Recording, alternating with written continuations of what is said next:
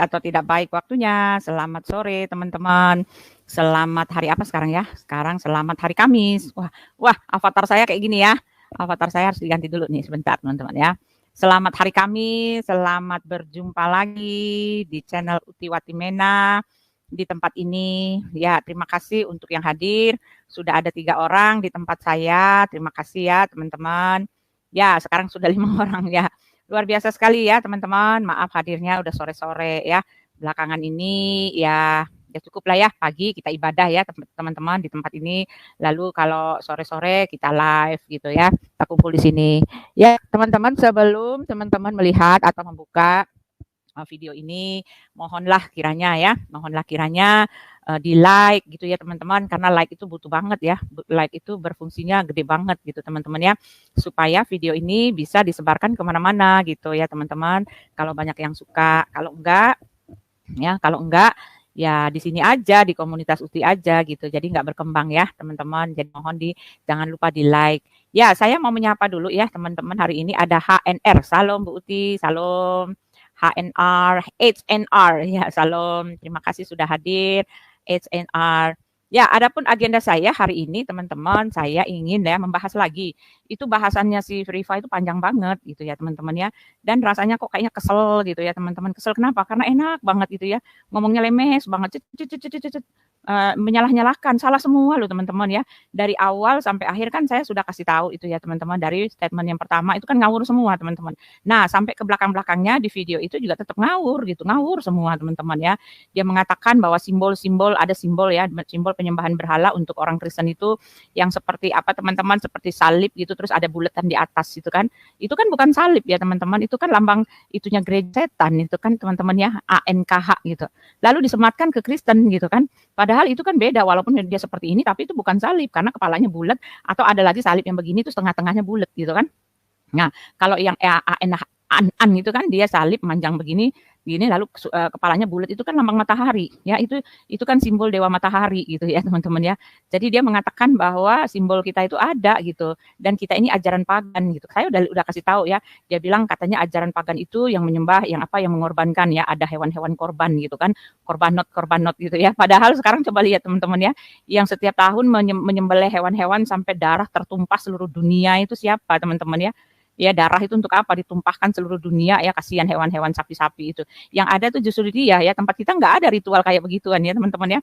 Lalu dia mengatakan kita ini adalah pagan ya. Lalu dia mengatakan pagan itu apalagi, dia bilang simbolnya gitu kan. Lalu ada cerita-cerita dari para mitos-mitos itu yang mirip-mirip dengan cerita Yesus gitu kan. Yesus mati disalib, manusia menjelma menjadi Tuhan, menjelma menjadi manusia gitu kan. Nah, kesimpulannya kemarin kan saya bilang itu kan cuma mitos ya. Dan Alkitab sudah mengatakan ya, Rasul Paulus mengatakan semua malaikat-malaikat Tuhan ya, malaikat maut itu maksudnya setan-setan iblis itu menyamar ya kan, menyamar sebagai malaikat terang, menyamar sebagai Tuhan gitu kan, menyamar yang benar gitu kan. Itu istilahnya bahwa mitos-mitos itu menurut mengikuti atau apa teman-teman ya, niru-niru. Nah, sekarang ajaran siapa yang kerjaannya niru-niru gitu kan? Ya, ajaran setan itu, ajaran pagan itu kan mereka meniru-niru teman-teman ya. Nah, sekarang ajaran siapa? Ya, kitab siapa yang meniru-niru gitu ya. Di kita nggak ada itu yang mencatat mereka sama sekali tentang Allah, tentang Muhammad, tentang siapa Jibril, nggak ada tercatat. Tetapi mereka coba lihat yang meniru itu siapa, ya kan? Sedangkan Alkitab menyatakan yang niru-niru itulah yang pagan, gitu kan? Ya nggak teman-teman ya? Wah, banyak sekali yang kemarin saya jawab itu ya, mengenai Rasul Paulus lah, katanya Rasul Paulus itu apa teman-teman, dia bilang Rasul Paulus itu penyesat lah segala macam. Ih, kesel banget mendengarnya teman-teman ya. Jadi saya ya ini sendiri ya, saya jawab karena ngawur teman-teman ya, ngawur tapi sok gitu. Saya ngebayangin loh teman-teman, ini orang nanti kalau dia menghadap tata pengadilan Yesus, dia jatuh di mana gitu ya. Jelas ya teman-teman, mau disangkal atau tidak Yesus itu Tuhan. Ya saya pikir dia tahu ya, dia tidak tahu tapi tidak mau tahu gitu karena menolak. Ya Alkitab kan jelas mengatakan bahwa yang seperti ini adalah antikristus gitu kan. Dan di kitab mereka juga ada ya, ayat antikristus itu ada. Telah kafirlah orang yang mengatakan Isa adalah Tuhan. Nah, itu ya ayat penyangkalan yang besar-besaran ditujukan kepada Yesus untuk seluruh isi dunia ini ya, yang mengikut ajarannya itu menyangkal bahwa Yesus adalah Tuhan. Sedangkan Rasul Petrus mengatakan dialah yang menyangkal penguasa itu ya teman-teman ya, menyangkal penguasa, dan akhirnya ya itu. Nah, sudah tercatat ya teman-teman, di Alkitab sudah tercatat si Rifa ini bagaimana gitu. Saya sih kasihan aja, dan saya kepingin, kayaknya panas, bukan panas teman-teman, gatel gitu mulutnya, saya kayaknya kepengen jawab gitu, harus dijawab. Dia Donditan itu kan ngawur teman-teman ya. Ya, ini Pak HNR, Rifa takut mengupas isi koran dan hadisnya Budi, takut suri tauladannya terbongkar bejat. Iya, emang iya takut, dia nggak pernah gitu loh. Herannya nggak pernah, kayaknya sok tahu ya. Malah dia bilang katanya Paulus itu katanya ini teman-teman. Paulus itu kan dulunya kan nabi, Saulus katanya. Nah, dari situ aja ketawa saya, ya Tuhan. Mungkin dia pikir Saulus itu Saulus yang di dalam perjanjian lama gitu kan. Dia nggak ngerti banyak, dia nggak tahu tapi sok tahu gitu. Ya, benar-benar sok tahu gitu, asal ngoceh aja. Nah, untuk lebih jelasnya mari kita ini ya, teman-teman, kita apa namanya? Kita dengar aja ya. Ini ada di bagian terakhir ya, di mana yang pertama saya udah bilang, kita udah jawab ya semua sanggahannya dia gitu kan tentang batu ya kan. Siapa sih yang pagan itu kan? Yang jelas mah dipampang di depan mata ya dia itu gitu teman-teman ya. Dia kok yang muter-muterin batu ya kan. Walaupun katanya batu itu bukan nggak berarti, tetapi yang ngapain kalau nggak berarti ada di situ ya, sampai harus dicium-ciumin, sampai harus desek-desekan gitu kan, sampai harus merupakan satu ritual tertinggi dari mereka gitu kan, sampai harus buang duit sebanyak-banyaknya. Masa nggak berarti? Ada lah maknanya itu ya teman-teman ya. Mereka mempraktekannya tetapi menyangkalinya gitu kan. Mempraktekkan penyembahannya tetapi menyangkalinya. Mulut ngomong lain tapi kelakuan untuk menyembahnya juga lain gitu ya. Lucu ya teman-teman ya. Ya mari kita itu aja ya. Waduh, mana dia nih? Sebentar teman-teman ya. Kayaknya lepas nih. Saya ambil dulu ya. Saya ambil dulu ya sebentar. Aduh. Mana dia sih tadi udah diiniin. Nah, ini dia. Nah, kita ke sini ya. Nah, ini dia. Kita bahas ya, teman-teman.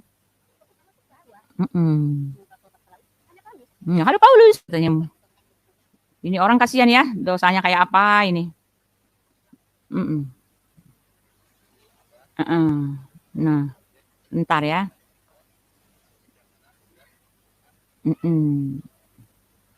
Sudah kelihatan belum? Bahasa Judeo-Arabik. Ya. Nah, ini karyanya nih. Salam semua. Saya juga pengen beli nih sebenarnya bukunya Esther, nih. Siapa HNR, Aisyah, salam. Agak mau siapa? Ayo yang semuanya nyicil Pak. Ritual pagan Quraisy ya. Iya Pak, kredit panci, kredit sendal, kredit apaan gitu ya. Buku aja dikredit. Murah kok, ini harganya cuma $130. Ya, Feder John, terima kasih. Aduh, berapa itu, ya. Pak? Feder John, terima kasih sudah like. Oke. Aduh, ya Allah. Rifa mau ada tanggapan dulu nggak sebelum saya lanjutkan? Oh, ada. Mungkin nah, ini dia ya. Belum closing ya. Sorry, aku di pinggir jalan karena depan rumah nih, jadi motor lewat. Sorry kalau terganggu. Jadi begini. Yang Bapak paparkan tadi itu semuanya itu adalah sesuatu yang Sandah, Tambunan, makasih. Persamaan antara ini dulu biar kelihatan. Persamaan yang sangat fundamental di dalam sebuah agama. Maksud saya adalah yang Bapak jabarkan tadi itu persamaannya seperti konsep tentang ada 3 tokoh yang dikultuskan di sini. Itu kita tadi Bapak sudah sebutkan ya, dari Mesir, dari Mesopotamia dan segala macam, itu konsep hampir sama gitu. Kalau boleh dikatakan sama ya, mungkin sama ya. Nah, kalau yang ini udah dibahas ya. Yang kedua ada ya, sudah dibahas ya sama Ibu siapa? Ibu Fadilah, yang dikultuskan Allah, Muhammad dan Jibril, 3. Pokoknya balik-balik semua, balik-balik ke kamu Rifa. Ayo tak balikin semua ya, lihat ya, kita balikin semua ke dia. Ya, konsep 3 ritual. Nah, ritual ini yang Bapak jabarkan tadi yang bisa saya ambil itu seperti memakan daging atau darah, itu juga ada kesamaan dengan penyembah pagan, yaitu ada tumbal. Nah, itu ya teman-teman, memakan daging atau penumpahan darah emang ada di ritual kita. Ya teman-teman ya, memangnya ada di ritual kita ya, motong-motong hewan gitu, menumpahkan darah, terus dagingnya dibagi-bagi setahun sekali, emang ada. Itu balik lagi ke kamu, oke? Iya.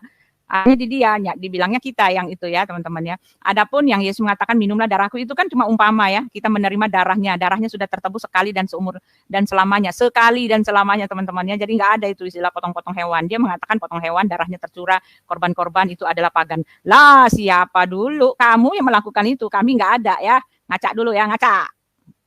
Lah gitu ya, mungkin ada tumbal gitu, mengenal istilah dengan tumbal karena ada mati, ada yang mati gitu kan, ada yang disiksa, ada yang tersakiti begitu. Nah, kemudian simbol. Nah, simbol juga ada kesamaan. Ini kan semuanya hal-hal yang berkaitan yang sangat penting ya, maksudnya hal yang penting dalam sebuah agama Kristen sendiri begitu. Kemudian akidah atau keyakinan. Nah, teman-teman ya, itu harus ada dia ngomong atau ada korban. Teman-teman, dia bilang ada simbol katanya ya, simbol-simbol. Nah, kemarin itu kalau di depannya dia memberi simbol huruf yang salib yang di kepalanya ada bundar gitu, teman-teman. Nah, tadi itu saya lihat ya. Sekarang lihat ya, simbol-simbol para paganisme ya atau para penyembah setan itu simbol-simbolnya ya. Saya lihat, saya cari di Google, nggak ketemu, teman-teman, yang salib itu nggak ketemu. Justru yang ada itu simbolnya dia. Yang ada tuh simbolnya dia, bulan sama bintang sama bulan sabit, bintang sama bintang kaki 6 itu, kaki 6, kaki 8, kaki 5 itu ya. Ya kita buka aja ya teman-teman ya, biar saya nggak di ini ya. Tadi saya lihat aja ya. Ini ya, kita lihat teman-teman. Nah, ini dia. Mana dia ya? Coba kita lihat ya.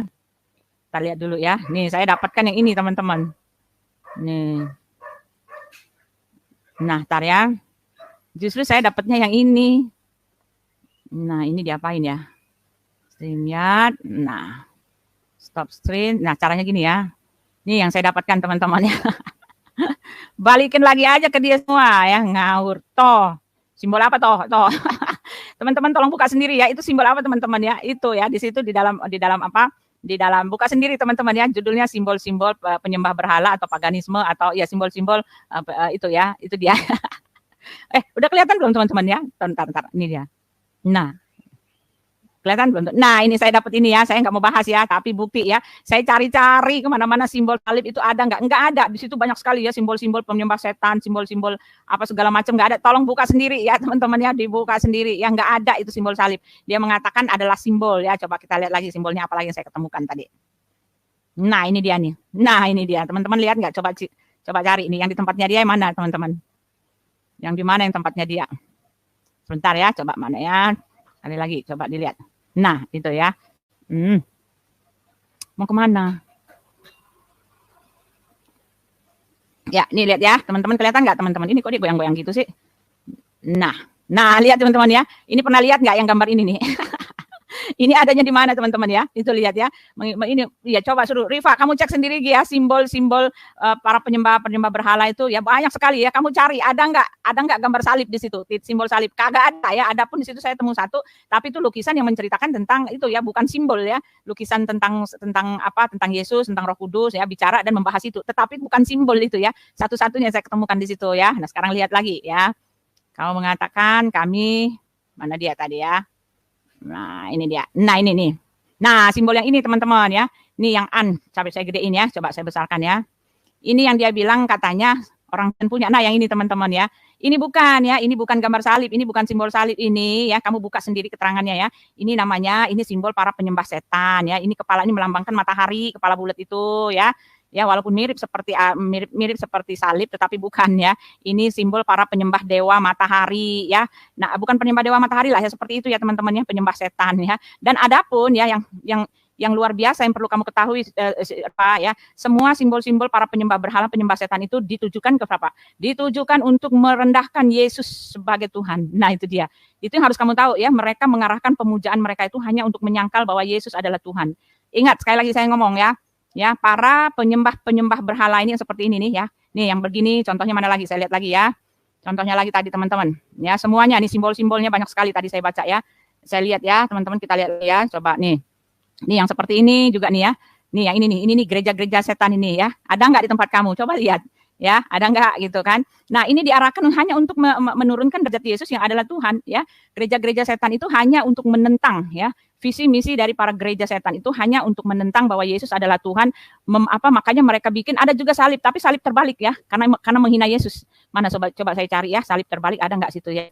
Saya cuma ambil beberapa sih ya. Oh ini nih. Nah ini nih. Ini yang dia bilang katanya adalah simbol setannya ini teman-teman ya. Katanya ini simbol penyembah pagan. Ini kan simbol penyembah pagan. Tapi ini bukan salib ya. Karena yang dia bulat di dalam ini ada juga yang bulat di tengahnya itu bukan salib ya teman-teman ya. Memang mirip salib tetapi inti pengajarannya bukan, sama sekali nggak ada ya. Ini yang di kepala ini artinya matahari ya, matahari ya.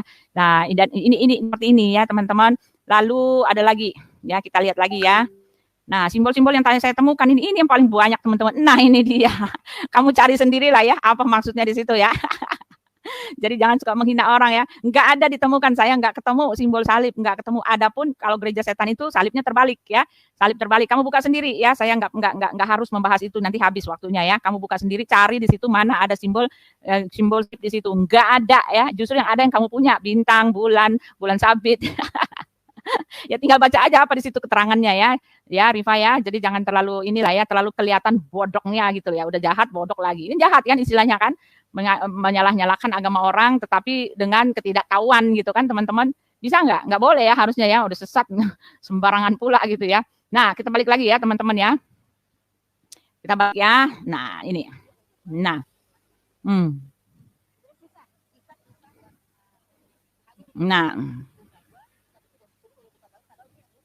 Nah, dia bilang ada tumbal tapi bisa selamat katanya kan. Pengajaran orang itu tumbal tapi bisa selamat, tetapi masalahnya yang anehnya kemarin teman-teman ya, orang-orang apa teman-teman, orang Yahudi gitu kan menjadi tumbal. Ada juga sih tebusan di dalam ininya mereka gitu kan ya. Orang Yahudi diambil entar ya, kemarin saya buka di mana ya, lupa saya ya. Ya, orang Yahudi menjadi tumbal bagi mereka selamat, orang Yahudi jadi tumbal sebagai penebus. Ya teman-teman ya. Jadi dia mengatakan bahwa ada yang mati lalu ada yang selamat. Nah, di tempat kamu juga ada ya, yang akan jadi tumbal itu adalah orang Yahudi. Ya, orang Yahudi jadi tumbal lalu kalian yang selamat gitu kan. Kemarin saya ini ya teman-teman, saya dapat itu kemarin, saya nggak simpan lagi ya. Ya sebentar ya, entar saya kasih ya. Ya, orang Yahudi itu merupakan apa ya teman-teman, merupakan ini. Bentar teman. Ya, mana dia kemarin ya? Orang Yahudi. Bentar. Oh, nggak ada lagi di sini ya. Ya udah dulu ya teman-teman ya. Jadi dia mengatakan itu apa yang namanya pagan itu ada sistem korban darah katanya kan. Ya, sebentar. Halo. Apa? Udah cepetan mami lagi. Ayo, apa? Halo? Nggak tahu. Ada nggak? Udah lagi live ini. Ada. Ya udah ya. Ya teman-teman ya, maaf anak saya itu. Ya lucu sekali ya. Sangat-sangat lucu teman-teman. Nah, dia mengatakan bahwa sekali lagi teman-teman ya, dia mengatakan bahwa yang namanya pagan itu ada korban-korban gitu kan. Korban-korban. Nah, tetapi ya Alkitab mengatakan ya, dan hampir ya di dalam ini ya, korban-korban itu apa teman-teman ya? Kalau mereka mengatakan itu adalah apa teman-teman? Ini dilema sendiri nih buat si Rifa ini ya. Kalau dia mengatakan bahwa apa teman-teman, bahwa memberikan korban itu adalah bentuk dari penyembahan berhala. Nah, Alkitab mengatakan begini teman-teman ya. Ya, ini ya saya kasih ya. Di dalam Ibrani, ini kita ingat, ini hafal banget ya. Ini Ibrani 9 ya. Nah, Ibrani 9. Nah, mana dia Ibrani? Nah, ini dia teman-teman ya. Teman-teman pasti tahu lah ini ya, apa ya. Ibrani 9 ayat 22. Ya, dan hampir segala sesuatu disucikan menurut hukum Taurat dengan darah, dan tanpa penumpahan darah tidak ada pengampunan. Nah itu. Nah kalau mereka mengatakan bahwa pengorbanan darah Tuhan Yesus itu adalah pagan, nah sekarang kenapa ya, pertanyaannya, apakah mereka mengakui bahwa ini kan sosialisasi dari Musa, tapi kenapa mereka memakai Musa gitu kan? Kayaknya Allah nggak kenal cerita-cerita tentang Musa gitu kan.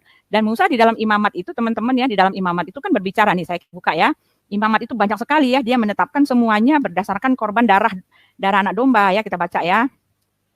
Nih, kita baca ya. Kita ambil ininya aja teman-teman. Kita ambil ininya aja. Ya, nih. Judul-judulnya aja ya. Korbannya apa aja ya? Korbannya. Korban penghapus dosa. Nah, ya. Imamat, 1 korban sajian ya. Pertama korban sajian itu di dalam pasal 2 ya. Ya, korban bakaran ya. Pertama ada Tuhan memanggil Musa dan berfirman kepadanya dari dalam kemah pertemuan. Berbicaralah kepada orang-orang Israel dan katakanlah kepada mereka apabila seorang di antaramu hendak mempersembahkan persembahan kepada Tuhan. Nah, ini ajaran dari Tuhan, perintah dari Tuhan ya, dari Elohim untuk bangsa Israel pada masa itu. Ketika dia mengatakan bahwa apa yang dilakukan oleh bangsa Israel itu adalah ritual potong-potong domba itu adalah apa teman-teman? Adalah pagan ya. Itu artinya dia aneh itu kan. Ngapain kalau ini pagan, ngapain Allah memakai nama Musa, ya kan? Kalau gitu Pak Musa mengajarkan paganisme dong. Lalu Allah memakai nama Musa. Nama Musa banyak banget di Al-Qur'annya ya. Nah, ini ya, korban bakaran, lalu kedua korban sajian, lalu apalagi teman-teman? Ya, lalu keempat imamat 4 ya. Nah, korban keselamatan imamat 3, lalu 4 korban penghapus dosa. Nah, korban penghapus dosa caranya gimana ya? Nah, saya buka aja ya supaya teman-teman juga bisa baca ya. Nih, korban penghapus dosa, perintah Elohim itu apa ya? Coba kita lihat imamat. Ya, sebentar. Bentar ya, imamat 4 ya. Ya, kita mulai semua aja ya, teman-teman ya. Ini dia nih. Ini sudah tertulis. Ya, Tuhan berfirman kepada Musa, gitu kan? Coba saya bagikan. Oh, belum ya, teman-teman ya, dibagikan. Bagikan dulu. Nah, Tuhan berfirman kepada Musa. Ya, sudah ya, saya baca ya. Tuhan berfirman kepada Musa, katakanlah kepada orang Israel, apabila seseorang tidak dengan seganya berbuat dosa dalam hal sesuatu yang dilarang Tuhan, dan ia memang melakukannya salah satu daripadanya, maka jikalau ia berbuat dosa itu, maka jikalau yang berbuat dosa itu imam yang diurapi sehingga bangsanya turut bersalah, haruslah ia mempersembahkan kepada Tuhan dosa yang telah diperbuatnya itu seekor lembu jantan muda yang tidak bercela sebagai korban penghapus dosa, ya kan? Ia harus membawa lembu itu ke pintu kemah pertemuan di hadapan Tuhan. Lalu ia harus meletakkan tangannya di atas kepala lembu itu dan menyembelih lembu itu di hadapan Tuhan. Nah, itu kan. Nah, ini peraturan dari Nabi Musa gitu, peraturan, dan ini dibuatkan hanya untuk mensosialisasi untuk mengerti ya. Coba kita lihat rujukannya teman-teman ya. Ini di dalam Ibrani ya. Nah, baca seluruhnya ya. Ya, jadi di dalam imamat itu ada korban penghapus dosa, lalu apalagi teman-teman ya? Korban penebus salah ya. Lalu ada juga korban penghapus dosa, korban sajian, korban keselamatan. Nah, korban penebus salah gitu banyak ya teman-teman ya. Nah, sekarang apa yang ditulis oleh Ibrani di sini ya? Ibrani, coba kita lihat ya tadi ya, Ibrani 9. Apa sih maksudnya ayat Ibrani 9 semua ya, kita baca ya. Nah, memang perjanjian yang pertama ya, kita lihat ya. Ya, sebentar. Memang perjanjian yang pertama juga mempunyai peraturan-peraturan untuk ibadah dan untuk tempat kudus buatan tangan manusia. Sebab ada dipersiapkan suatu kemah, yaitu bagian yang paling depan di satu tempat kaki dian. Nah, ini kemahnya waktu Musa ya, dan meja dan roti sajian bagian itu disebut tempat kudus, di belakangnya tirai. Nah, kita nggak usah baca itu. Kita baca ini ya. Nih dia ya. Nih. Tetapi Kristus, nah ini dia, kita bawa dari atas dulu ya. Karena semuanya itu di samping makanan, minuman, dan berbagai macam pembasuhan hanyalah peraturan untuk hidup insani yang hanya berlaku sampai tibanya waktu pembaharuan. Nah, itu artinya apa? Aturan-aturan yang ditetapkan oleh Nabi Musa itu ya, cara-cara atau perintah yang ditetapkan Elohim untuk mereka lakukan dalam hal minta pengampunan dosa itu hanyalah peraturan-peraturan untuk hidup insani yang hanya berlaku sampai tibanya hari pembaharuan. Ya, itu artinya sampai kepada hari H-nya. Ya, hari di mana betul-betul darah anak domba itu tercurah untuk semua manusia gitu kan, nama itu ya. Itu hanyalah gambaran istilahnya. Ya, ayat 11. Tetapi Kristus telah datang sebagai imam besar untuk hal-hal yang baik dan yang akan datang. Ia telah melintasi kemah yang lebih besar dan lebih sempurna yang bukan dibuat oleh tangan manusia. Artinya yang tidak termasuk ciptaan ini. Dan ia telah masuk satu kali untuk selama-lamanya. Nah, ya sekali lagi teman-teman. Dan ia telah masuk satu kali untuk selama-lamanya ke dalam tempat yang kudus ya.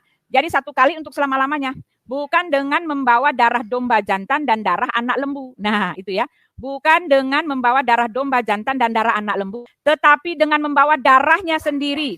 Dan dengan itu ia telah mendapat kelepasannya kekal. Sebab jika darah domba jantan dan darah lembu jantan dan percikan abu lembu muda menguduskan mereka yang najis, sehingga mereka disucikan secara lahiriah, betapa lebihnya darah Kristus yang oleh roh yang kekal telah mempersembahkan dirinya sendiri kepada Allah sebagai persembahan yang tak bercacat akan menyucikan hati nurani kita dari perbuatan-perbuatan yang sia-sia, supaya kita dapat beribadah kepada Allah yang hidup. Karena itu ia adalah pengantara dari suatu perjanjian yang baru, supaya mereka yang telah terpanggil dapat menerima bagian kekal yang dijanjikan. Ya, sebab ia telah mati untuk menebus pelanggaran-pelanggaran yang telah dilakukan selama perjanjian yang pertama. Nah, itu ya teman-teman ya. Itu artinya hanyalah sebagai Bu Uti mute, Bu Uti nggak ada suara. Ya. Darah lembu jantan dan percikan abu lembu muda menguduskan mereka yang najis sehingga mereka disucikan secara lahiriah. Betapa lebihnya darah Kristus yang oleh roh yang kekal telah mempersembahkan diri sendiri kepada Allah sebagai persembahan yang tak bercacat akan menyucikan hati nurani kita dari perbuatan yang sia-sia, supaya kita dapat beribadah kepada Allah yang hidup. Karena itu ia adalah pengantara dari suatu perjanjian yang baru. Nah, itu dia ya. Jadi yang dilakukan oleh Musa ya, ketika ada orang berdosa, mereka meminta dipotong hewan korban lalu dibawa ke imam, lalu imam membawakan ke bait suci, lalu kesalahan mereka mereka dibenarkan karena darah itu. Nah, kata si Rifa ini, karena ini, halo Ibu Asa, kata Rifa ini adalah ajaran pagan katanya gitu kan. Nah, tetapi masalahnya kan ini dikatakan yang memberi darah untuk kita itu apa teman-teman? Yang memberi darah, mencurahkan darahnya untuk kita itu adalah Tuhan. Nah, kalau pagan itu apa? Pagan itu dialah yang minta darah. Nah, itu bedanya kan di situ. Kalau pagan itu mereka penyembahan berhala itu mereka yang minta darah, mereka mempersembahkan darah hewan untuk Tuhannya. Nah, sekarang siapa yang motong-motong hewan, motong-motong darah tercurah tiap tahun itu untuk apa? Dibagi-bagi. Nah, itu kan untuk ibadah untuk Tuhan. Kan terbalik ya. Itu dia yang namanya pagan. Betul nggak Miss Hadasa? Halo Miss Hadasa, selamat sore. Sore Bu Uti, tunggu bentar ya. Ada ya, kita lanjut ya teman-teman ya. Itu dia si Rifan ya. Nah, dia mengatakan kitab Zakaria 1 ayat 6. $30. Ya. Aduh, berapa itu Pak? Ya Pak, dia mengatakan Zakaria ya teman-teman ya. Lanjut. Ya, Zakaria kemarin sudah dibahas. Zakaria sudah dibahas. Ya, mungkin Bapak karena kecil saya di sini bisa Bapak bacain nggak itu? Oh, belum Zakaria belum teman-teman belum. Antara Ntar ini dulu biar kelihatan. Persamaan-persamaan yang sangat fundamental di dalam sebuah agama. Maksud saya adalah yang Bapak jabarkan tadi itu persamaan-persamaannya seperti konsep tentang ada 3 tokoh yang dikultuskan. Oh, ini sudah tadi ya, teman-teman. Itu sudah. Nah, ini turun dari nabi ke nabi. Benar nggak? Seperti yang disampaikan kepada nabi-nabiku. Berarti ajaran ini sudah disampaikan ke nabi-nabi. Daud itu nabi di dalam kisah para rasul. Abraham adalah nabi bahkan. Daud dibilang adalah nabi. 3 poin Pak yang perlu saya ambil kesimpulan dari ayat. Dia bilang Daud adalah nabi, Abraham adalah nabi. Al-Quran mengatakan semuanya, bahkan Ayub dibilang nabi, Yakub dibilang nabi. Halo Rifa, kalau mau tahu apakah dia nabi atau tidak, kamu lihat Alkitab ya. Karena sepertinya kamu tidak tahu apa itu arti nabi ya. Nabi itu jelas mendapatkan pengutusan langsung. Ya buat Ayub, buat Yakub, buat Daud itu nggak ada pengutusan langsung, pentasbisan langsung sebagai seorang nabi. Adapun di dalam kisah para rasul itu Daud disebut nabi. Karena apa? Karena dia bernubuat, hanya dianggap dalam kasus tertentu dia dianggap nabi. Tetapi keseluruhannya dia bukan nabi. Abraham pun bukan nabi. Abraham itu adalah bapak orang beriman ya. Kalau kamu nggak terima ya silakan saja berhalusinasi ya. Salah melulu kamu Rifa, salah melulu ya. Nah, kita baca lagi ayat ini ya, apapun eksegesinya bagi teman-teman Kristen. Tapi ini sangat gamblang sekali bahwa Tuhannya Bani Israel itu, kita tahu ya Zakaria itu adalah nabi di dalam gospel. Di situ disampaikan yang pertama adalah ajaran itu turun-temurun dari nabi ke nabi. Benar nggak? Seperti yang kusampaikan kepada nabi-nabiku. Berarti ajaran ini sudah disampaikan ke nabi-nabi. Daud itu nabi di dalam kisah para rasul. Abraham itu adalah nabi. Bahkan yang mengatakan dia nabi adalah Tuhan sendiri. Tuhan Bani Israel sendiri ketika Abimelek mengambil istrinya. Kembalikan istri orang itu karena dia seorang nabi. Nah, kemudian nabi-nabi setelahnya itu Zakaria juga disebut dengan nabi. Dan perspektif nabi. Nah, mereka bingung ya, yang dia masuk Zakaria itu ya, mereka ada kerancuan teman-teman ya. Yang dia bilang Zakaria adalah nabi, ini Zakaria di dalam kitab Perjanjian Lama ya. Tetapi yang mereka kira Zakaria yang mereka maksud itu adalah Zakaria saudaranya omnya Maryam ya, omnya Maryam ibu Yesus. Ya, saru. Nabi kalau kita lihat di Bilangan 12 ayat 6 adalah mereka yang Tuhan bertemu dengannya, Tuhan menyatakan. Nah, itu benar ya, nabi orang Kristen itu, nabi di kitab Perjanjian Lama itu artinya adalah utusan Elohim, di mana pengutusannya jelas ya. Pengutusannya jelas, lalu nabinya itu berbicara langsung kepada Tuhannya. Ya, bahkan malaikat Tuhan mereka selalu hadir dalam wujud seorang malaikat Tuhan. Malaikat Tuhan itu jelas dikatakan di dalam Alkitab adalah Tuhan itu sendiri. Itu dia kriteria seorang nabi. Sekarang pertanyaan saya, bagaimana dengan nabimu? Bisakah dibilang nabi kalau dia sendiri tidak pernah bertemu dengan Tuhannya? Pengutusannya tidak jelas, tidak ada yang melihat, tidak ada yang tahu, semuanya serba misteri, lalu dia tidak punya mujizat. Ingat ya, nabi-nabi Israel itu mereka ketika diutus mereka punya tanda ilahi, yaitu diberikan kuasa ilahi untuk melihat ya, untuk orang-orang bisa melihat bahwa memang betul dia berasal dari Tuhan. Oleh sebab itu mereka punya tanda ketuhanan itu. Nah, sekarang pertanyaannya kepada dirimu, mana tanda ketuhanan di dalam diri nabimu ya. Jadi jangan nyala-nyalain ya. Ya, kamu baca sendiri tadi di Bileam itu tadi ya, Bilangan itu mengatakan bahwa nabi itu mereka bertemu dengan Tuhan. Pertanyaannya adalah mana ayat yang menyatakan bahwa nabimu bertemu dengan Tuhan sehingga dia layak disebut seorang nabi. Oke? Ya, kita lanjut teman-teman. Diri lewat mimpi ataupun bertemu gitu ya. Dan artinya mereka kalau bahasa Nevi dalam bahasa Ibrani itu kalau nggak salah yang mengalir atau buah bibir gitu. Atau kalau dalam bahasa Islamnya itu naba'a yang itu ditinggikan, yaitu mereka yang ditinggikan lalu mereka menyampaikan firman begitu. Nah, dan satu poin yang saya tangkap adalah bahwa ajaran ini sudah diajarkan oleh nabi-nabi sebelumnya. Berarti ajaran ini pasti secara garis besar itu sama, tidak mungkin berbeda karena Tuhan yang mengutus adalah Tuhan yang sama. Yang kedua, di situ dinyatakan bahwa nabi-nabi itu kudus, Pak. Jadi nabi-nabi itu kudus, artinya nabi-nabi ini suci. Coba kita tahu Kristen selama ini hanya mengatakan bahwa benar, nabi-nabi semua kudus suci. Sekarang pertanyaan dengan nabimu bagaimana ya, ketika kalian masih mendoakan nabimu untuk pengampunan dosanya, untuk selamat. Bagaimana ya, balik lagi aja ke dirimu ya, ngaca. Yang suci itu hanya Yesus. Tapi padahal di Zakaria itu dikatakan bahwa nabi-nabi itu kudus. Abraham harusnya kudus, Daud harusnya kudus, dan Nabi Zakaria juga kudus. Yang ketiga poinnya apa? Yang saya tangkap dari ayat ini adalah bahwa Tuhan itu bertindak sesuai dengan perilaku kita. Nah, Paulus, menarik, Paulus adalah pertanyaan saya ya teman-teman, pertanyaan saya untuk Rifa ini, emangnya Allah kenal Nabi Zakaria ya? Emangnya Allah kenal Nabi Yesaya, Yeremia? Kalau nggak tertulis di dalam kitabmu, jangan sok-sokan sok mengerti Nabi orang. Nggak ada tertulis ya, bahkan Nabi Muhammad nggak kenal itu siapa Yesaya, siapa Nahum, Habakuk, Zefanya, Hagai, Zakaria, Amos, Nahum, Habakuk, Zakai, Ezra gitu kan, Yeremia, nggak kenal, nggak tersebut, kan nggak tersebut sama sekali. Tetapi kalian sok tahu gitu loh, ya di tempat kalian nggak ada itu, ya Zakaria itu nggak ada. Yang ada Zakaria itu adalah saudaranya Yesus, ya kan, suaminya Elizabeth, ya. Tetapi Zakaria di sini nggak ada, jadi jangan sok tahu ya. Allah tidak tahu, kamu juga tidak tahu, Muhammad juga tidak tahu tentang Zakaria, Maleaki, Mika, nggak tahu, nggak ada setitik pun tertulis. Itu artinya memang tidak tahu sama sekali ya. Bahkan padahal ini adalah dewa-dewa, ini adalah nabi-nabi besar ya, nabi-nabi besar bangsa Israel. Pertanyaannya, kenapa Tuhanmu nggak tahu, tetapi kenapa kamu sok tahu gitu ya? orang yang pembunuh Stefanus, penyiksa jemaat Yesus, bahkan dia adalah Farisi. Artinya Farisi kalau di dalam pernyataan Yesus itu adalah orang yang sesat.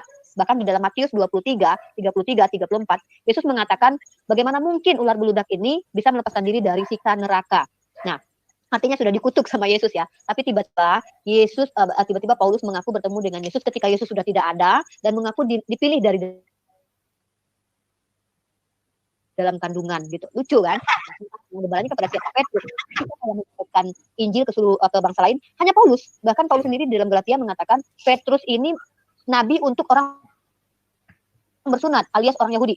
Tapi hanya Paulus lah yang dikhususkan Tuhan menurut dia untuk orang yang tidak bersunat. Ini lucu aneh gitu. Ajaran ini Taurat. Apanya yang lucu aneh ya? Ayatnya ada, pengutusannya ada. Bahkan yang memberkatinya itu adalah seorang imam, seorang nabi ya. Nah, sekarang pertanyaan saya, bagaimana Anda mengatakan bahwa nabimu itu adalah untuk segala alam, sedangkan orang-orang kafir itu adalah api apa, bahan bakar neraka gitu. Dari mana kamu mengatakan bahwa Nabi Muhammad itu untuk seluruh alam, pengutusannya tidak, ya kan?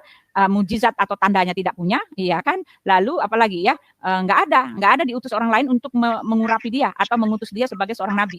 Hanyalah berdasarkan ceritanya sendiri, ya. Kamu harus balik lagi. Aku mau balikin semua ke kamu. Aku balikin semua biar kamu ngaca gitu ya. Ya. Bukti Ya. yang kelupaan. Ya. Di dalam Apa? perjanjian lama tidak satu pun nabi yang mau bunuh diri kan, Bu Uti? Iya, tidak ada. Karena bunuh diri itu dosa yang sangat besar karena nyawa kita kan hak Iya. Tuhan. Tetapi kalau di tempat dia saya baca di Sahih Muslim, saya nggak catat ya, bunuh diri itu menghapus dosa loh, mengurangi dosa. Perintah Musa kalau ada yang nanti saya cari ya. Kalau bunuh diri itu menghapus dosa, mengurangi dosa itu ada.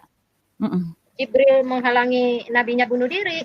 Nggak tahu nih ya, ada nanti saya cari ya. Saya nggak catat sih kemarin. Ada di Sahih Muslim, saya baca. Kan saya punya bukunya nih. Ini bukunya nih. Jadi saya baca, saya senang sekali nih ya. Coba saya liatin ya. Nih bukunya nih. Nah, saya suka liatin ini. Yang bunuh diri itu menghapus dosa. Ntar saya kasih ini dia nih. Oh, ini ya. Ini data kasih nih. Nih. Tebal, agak tebalan dikit ya. Nah, coba saya cari ya. Coba saya buka lagi. Bunuh diri. Oh, bukan di sini. Kalau itu bunuh diri menghapus dosa itu ada di Quran, Bu. Di Quran itu peristiwa tentang Musa. Ada. Itu di Quran, Bu. Maaf, bukan di Sahih Muslim. Ya, lanjut, Bu. Saya mau bunuh diri begitu, Bu Uti? Enggak. Iya, jadi beda ya dia mau kita balikin semua, Miss, kita balikin semua ya, tuduhan-tuduhan kita balikin semua ke dia ya. Iya nggak, Miss? Kita balikin semua ke dia. Kalau orang yang bunuh diri masih kudus nggak ya? Mau bunuh diri? Setahu saya nggak kudus sama sekali. Iya, karena itu kan dibenci sama Tuhan. Iya. Itu saja. Nah, yuk kita lanjut lagi ya. Ya. Surat ini diberikan kepada orang-orang yang memang mengenal hukum Taurat, tiba-tiba diperkenalkan kepada orang-orang yang bentar, Pak. Ada motor lewat, Pak, bentar. Oh iya, Bu Uti, satu lagi, Bu Uti. Paulus tidak pernah mengaku. Jadi artinya tiba-tiba Paulus tidak pernah mengaku-ngaku ketemu Tuhan, justru ada saksinya. Iya. Justru Ananias yang diberitahu. Ananias tidak tahu dari pengakuan Paulus, nggak ada. Dia itu framing ya. Ya. Kita baca ya. Di dalam ya kita dengerin dulu ya, kita baca ya perintah untuk ini. Paulus menyebarkan Injil ke orang-orang yang tidak bersunat. Bahkan perjanjian kekal kita tahu ya, Pak ya, perjanjian sunat ini panjang kalau saya jabarkan. Nah, dan anehnya Pak, di dalam Ulangan 18:18 yang dimana ada Tuhan yang Bani Israel mengatakan akan ada nabi seperti Musa yang dibangkitkan, lalu selanjutnya menyatakan bahwa tapi seorang nabi yang berbicara dari dirinya sendiri, maka dia tidak akan lepas dari hukuman mati. Nah, Paulus nabi enggak? Nah, sekarang kalau kamu ngomong kayak gitu, Rifa, apakah itu untuk diri nabimu sendiri? Nah, Oke, sekarang saya mau tanya, apakah itu lebih tepat disematkan ke nabimu sendiri? Dia bicara atas nama siapa? Atas nama Jibril. Sekarang pengesahan dari Jibrilnya mana? Ya, pengesahan dari Allah sendiri mana gitu. Bagaimana kamu tahu bahwa itu adalah wahyu? Dari mana kamu tahu? Ya, bukti tidak ada, saksi tidak ada, tanda pun tidak punya. Nah, tetapi kalau Paulus dia punya semua. Ya, ingat ya, saya bilang dia punya tanda ilahi, dia punya karunia itu, karunia Tuhan itu, dia punya kita bilang mujizat ya, misalnya saya. Ya kan, dia punya mujizat. Lalu dia ini kita baca ya di dalam, kita buka aja ya. Nggak sama sepertimu, kita balikin aja semua ke dia nih ya, kita balikin semua ya biar dia kapar-kapar. Nah, ini dia teman-teman ya. Kisah Para Rasul 9 ya, ini dia. Kisah Para Rasul 9 ayat berapa Miss? Untuk ayatnya yang kita mulai dari ayat 9 ya. Ayat 9 aja, jangan semua dipanjang ya. Kita mulai dari ayat 10 deh. Nah, ya. Nah, coba udah belum? Oh, belum, saya share dulu ya teman-temannya. Ini dia. Saya suka lupa gitu nge-share ya. Nih. Nah, ini dia. Di Damsyik ada seorang murid Tuhan bernama Ananias. Firman Tuhan kepadanya dalam suatu penglihatan. Ananias, jawabnya, ini aku Tuhan. Nah, itu kan. Ada yang bernama seorang murid Tuhan. Ya, kita bisa bilang itu apa? Nabi, ya kan? Nih, lalu dikatakan, firman Tuhan, mari pergilah ke jalan yang bernama Jalan Lurus dan carilah di rumah Yudas seorang dari Tarsus yang bernama Saulus. Ia sekarang berdoa. Nah, ya kan? Dia sekarang berdoa, lalu dikatakan, dan dalam suatu penglihatan ia melihat bahwa orang-orang yang bernama Ananias masuk ke dalam dan menumpangkan tangannya ke atasnya supaya ia dapat melihat lagi. Nah, lalu ayat yang ke-13, jawab Ananias, Tuhan, dari banyak orang yang telah kudengar tentang orang itu, betapa banyaknya kejahatan yang dilakukannya terhadap orang-orang kudusmu di Yerusalem. Nah, ya kan teman-teman? Lalu kita buka lagi.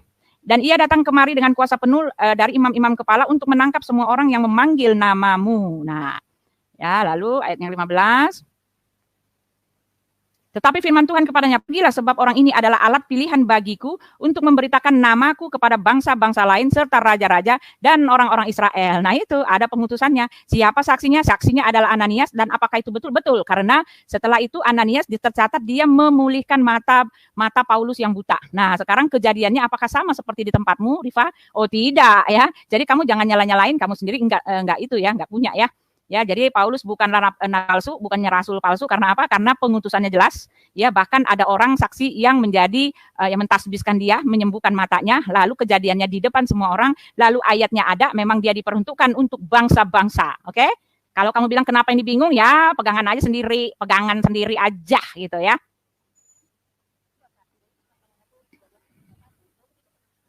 Lanjut, Buti. Di mana dia bilang, Miss? Apa tuh? Kita lihat ya, apa maksudnya dia.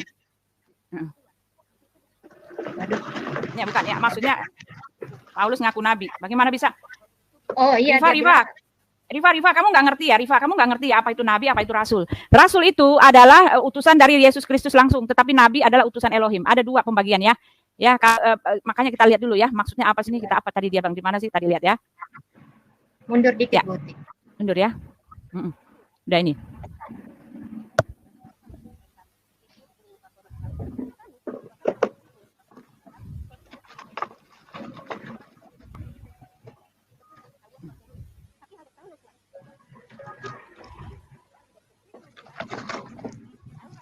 Bagaimana kamu mengatakan menurut dia ya? Ada pengesahannya, ada orangnya. Kalau berkatakan menurut dia ya adalah nabimu sendiri.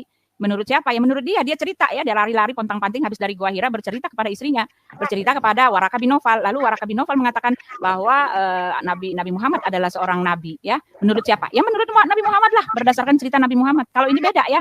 Ini di depan mata semua orang ya. Bahkan ada satu nabi yang diutus untuk memberikan, untuk mengesahkan putusan itu ya, dikatakan bahwa memang Rasul Paulus untuk bangsa-bangsa. Ya, kita dengar lagi. Iya, satu lagi Bu Uti. Bukan berarti Paulus saja loh yang pergi menginjil ke bangsa-bangsa. Banyak kan kayak misalnya si Thomas ke India. Iya, Thomas ke India, Petrus sendiri dia pun akhirannya kan di Roma, dia pernah memimpin kepausan, kemudian dia bahkan matinya di situ kan, wafatnya di situ. Iya. Jadi dia sih ngasal doang.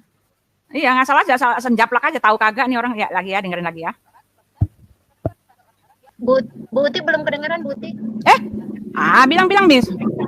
Waduh. Ulang-ulang, iya. Iya, Miss diam aja, bilang Miss. Ya, bentar ya. Karena aku nyambi, Bu Uti. Iya. Nah, nabi-nabi itu kudus. Abraham harusnya kudus, Daud harusnya kudus, dan Nabi Zakaria juga kudus. Yang ketiga poinnya apa? Yang saya tangkap dari ayat ini adalah bahwa Tuhan itu bertindak sesuai dengan perilaku kita. Nah, Paulus, menarik, Paulus adalah orang yang pembunuh Stefanus, penyiksa jemaat Yesus, bahkan dia adalah Farisi. Artinya Farisi kalau di dalam pernyataan Yesus itu adalah orang yang sesat. Bahkan di dalam Matius 23, 33, 34, Yesus mengatakan bagaimana mungkin ular beludak ini bisa sendiri dari siksa neraka. Nah, artinya sudah dikutuk sama Yesus ya. Tapi tiba-tiba tiba-tiba Paulus mengaku bertemu dengan Buti. Asal ngaco ya, dia nggak ngerti kronologis ceritanya, dia nggak tahu gitu ya, asal ngaco aja ya. Silakan Bu. Silakan. Ketawa kita sama orang ini. Tidak pernah Yesus mengatakan orang Farisi sesat. Yang sesat Ibu Rifah. Justru Yesus mengatakan pengajarannya orang Yahudi diikuti, tapi kelakuannya, perbuatannya yang tidak sesuai dengan pengajarannya itu yang harus dihindari. Ini ibu-ibu ini ngarang. Memfitnah, nggak ada di Alkitab dikatakan Yesus mengatakan orang Farisi sesat. Ya, kita lanjut ya. Yesus sudah tidak ada dan mengaku dipilih dari dalam kandungan gitu. Lucu kan? Nah, sementara gembalanya kepada siapa? Petrus. Tapi siapa yang menyampaikan Injil ke seluruh ke bangsa lain? Hanya Paulus. Bahkan Paulus sendiri di dalam Galatia mengatakan Petrus ini nabi untuk orang bersunat alias orang Yahudi. Tapi hanya Paulus lah yang dikhususkan Tuhan menurut dia untuk ya memang iya dikhususkan Tuhan. Ada ayatnya, ada pengesahannya, ada saksinya, ada nabinya. Yang saya tanya Rifa, mana buktinya di tempatmu? Apa yang kamu dapat di situ? Ada buktinya, ada ayatnya, ada ayat pengutusan dari Allah langsung sebelum dia diutus. Apa ada, ya kan? Apakah ada yang lihat, ya kan? Apakah ada yang mentasbihkan, ya kan? Apakah ada buktinya, yaitu mujizat? Nggak ada kan? Lucu nih orang. Orang yang tidak bersunat ini kan lucu aneh gitu. Dan ini Taurat ini diberikan kepada orang-orang yang memang mengenal hukum Taurat, tiba-tiba diperkenalkan kepada orang-orang yang bentar, Pak. Ada motor lewat, Pak, bentar.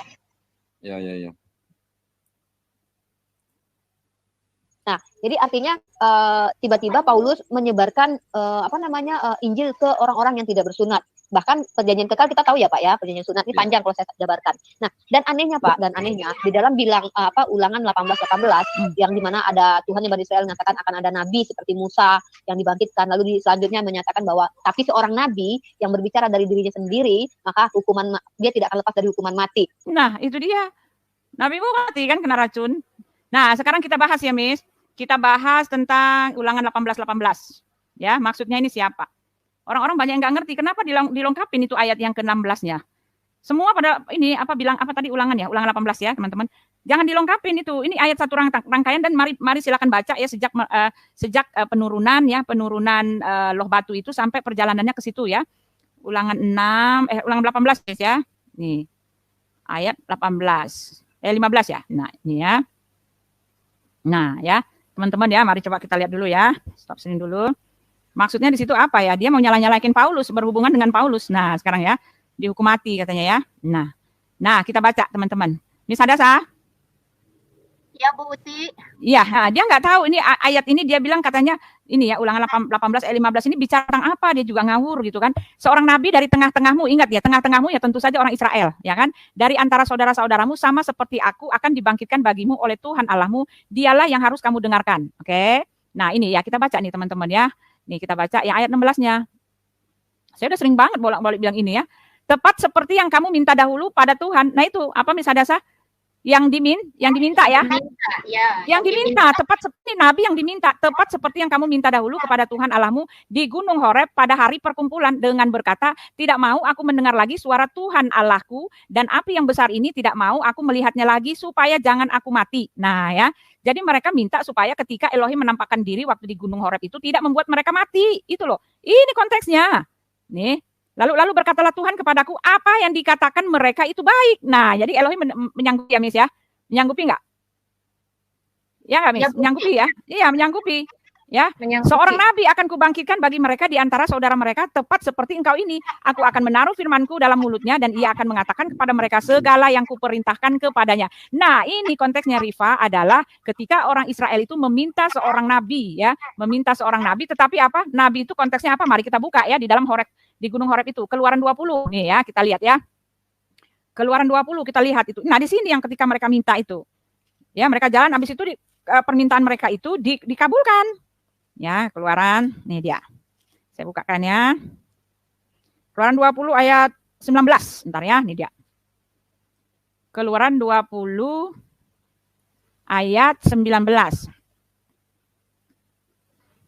Mereka berkata kepada Musa, engkaulah berbicara kepada kami. Nah, gitu ya. Oh, jangan itu, jangan ayat 19, ayat 18 ya. 18 dulu. Nih, coba kita ya sebelumnya ya. Ayat 18. Nih dia teman-teman. Nih dia. Keluaran 20 ayat 18. Nih, kita lihat ya. Seluruh bangsa itu menyaksikan guru gemuntur, kilat sambung menyambung, sakakala berbunyi, dan gunung berasap. Maka bangsa itu takut dan gemetar dan mereka berdiri jauh-jauh. Nah, ya kan? Lalu dikatakan, mereka berkata kepada Musa, engkaulah berbicara dengan kami, maka kami akan mendengarkan. Tetapi janganlah Allah berbicara dengan kami, nanti kami mati. Nah, ini konteksnya. Ya, lalu nanti kami mati, lalu di situ dikatakan, tetapi Musa berkata kepada bangsa itu, janganlah takut sebab Allah telah datang dengan maksud untuk mencoba kamu dan dengan maksud supaya takut Dia padamu agar kamu jangan berbuat dosa. Artinya tetap artinya Elohim datang apa enggak, Miss? Miss Hadasah. Perkataan itu, Miss. Tetap akan datang. Iya, bukan dia bilang iya dia enggak akan datang lagi. Iya, tetap akan datang, tetapi dalam wujud apa di situ dikatakan? Ya itu di dalam ulangan itu dalam wujud seorang nabi. Itu dia konteksnya. Jadi kamu nggak bisa hubung-hubungkan ini dengan pernyataan dari ulangan 18 ini karena ini bicara tentang Yesus. Ya, kalau ada nabi, ya nabi yang lain. Ini bukan kalau Rasul Paulus itu dia bukan nabi, ya. Dia itu rasul. Makanya ini soal rasul dan nabi aja dia kagak tahu gitu loh. Bingung aku nih ya. Nih dia pakai yang ini ya. Rasul aja dia nggak tahu, nabi itu nggak tahu. Rasul itu utusan dari Yesus, semua utusan Yesus itu disebut rasul ya, Rifa. Kalau nabi itu utusan Elohim, ya dia pakai ini nih, dia mau menghubungkan bahwa siapa Paulus itu dia kan ini ya, tadi kita baca tadi di ulangan ya, Miss ya, kita baca lagi ya. Ya kita lanjutin aja. Tadi di ulangan 18 ya, dia mau nyalain kan katanya si Paulus kan mati gitu kan, dia dihukum mati katanya kan, nyambungin Miss, cocokologi ya.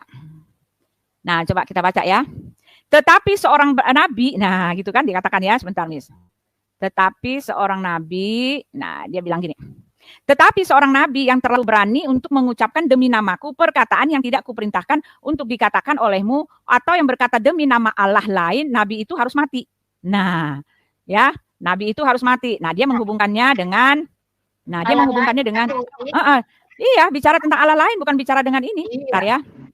Jika sekiranya kamu berkata dalam hatimu bagaimana mengetahui perkataan yang tidak difirmankan Tuhan. Nah, kita lanjut ya. Maksud dia apa nih ya tentang Paulus nih.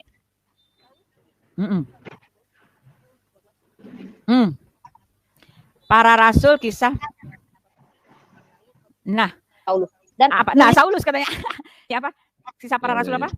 Nih. Bentar ya kita cari. Tadi kisah para rasul berapa dia bilang? Yesus. Jadi kita akan jauh ya.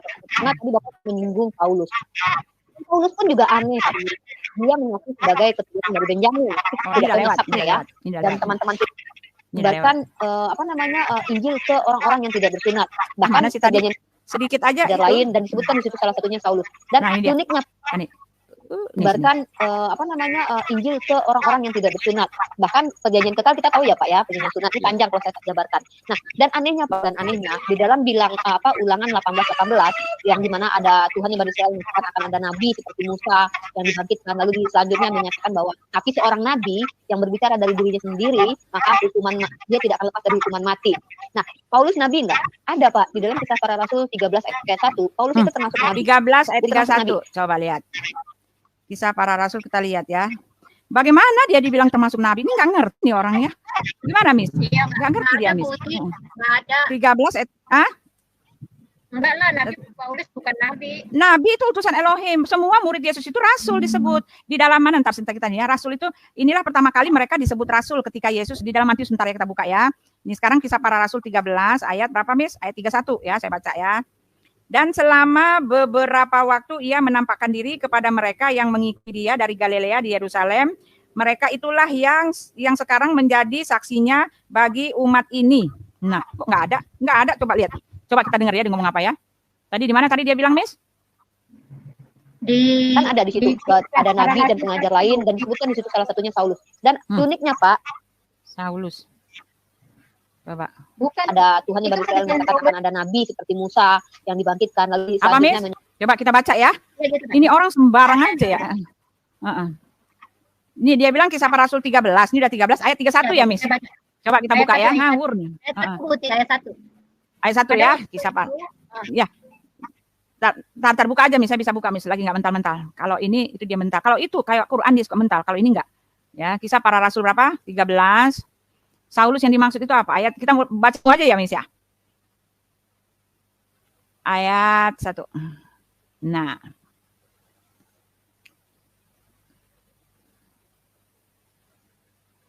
Nah.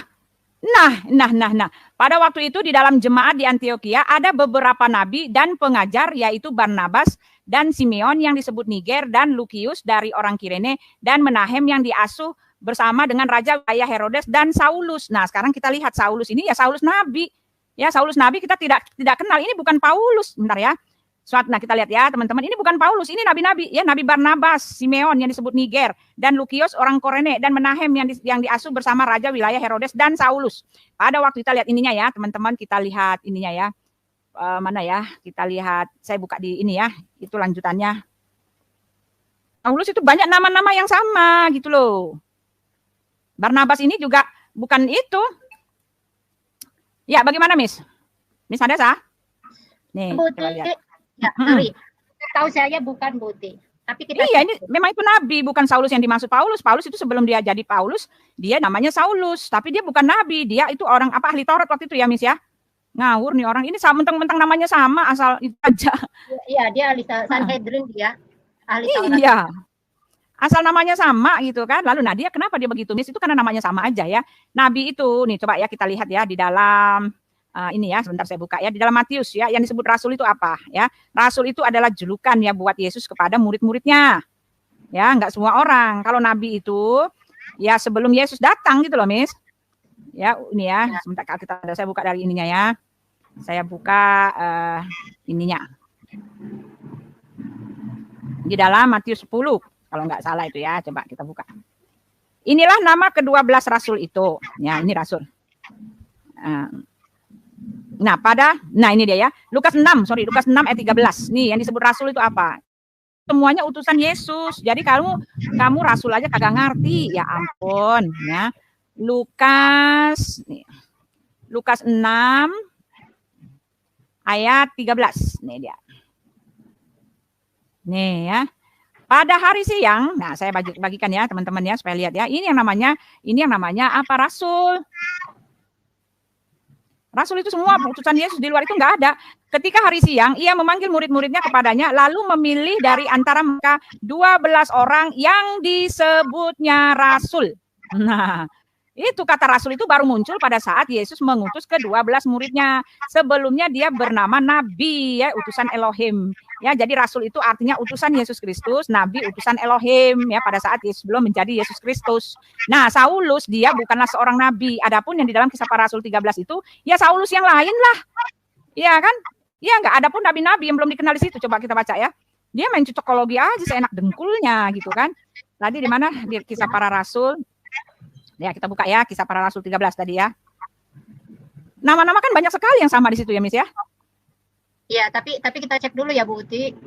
Ya. Ayat 1.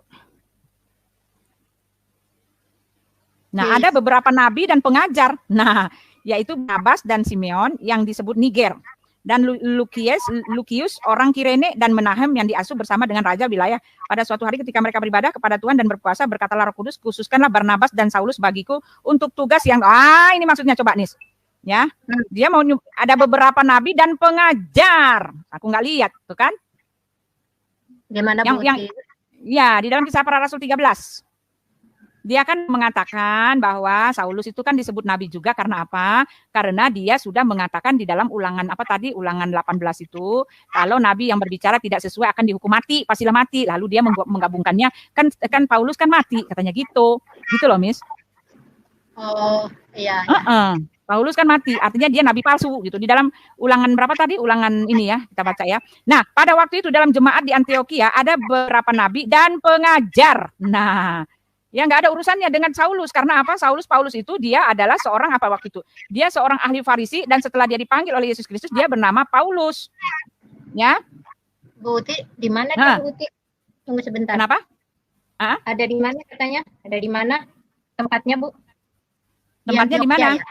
Iya, di Antioquia. Iya. Jemaat di Antioquia memang udah bilang, Tuhan udah bilang, khususkanlah Barnabas dan Saulus bagiku untuk tugas yang telah ditentukan bagi mereka. Tuh, maka berpuasalah, berdoalah mereka, dan setelah meletakkan tangan di atas kedua orang itu, mereka membiarkannya pergi. Nah, Saulus dan Barnabas di Pulau Siprus. Ya, jadi itu di situ Saulus itu bukan nabi, itu kan ada beberapa nabi dan pengajar, dia masuk pengajar. Jadi dia dikhususkan. Saulus itu murid Tuhan Yesus. Ya enggak, Miss? Oh, iya, betul, Bu. Iya. Utusan Tuhan Yesus. Oh, bukan murid, dia utusan Tuhan Yesus. Apa? Makanya rasul apa?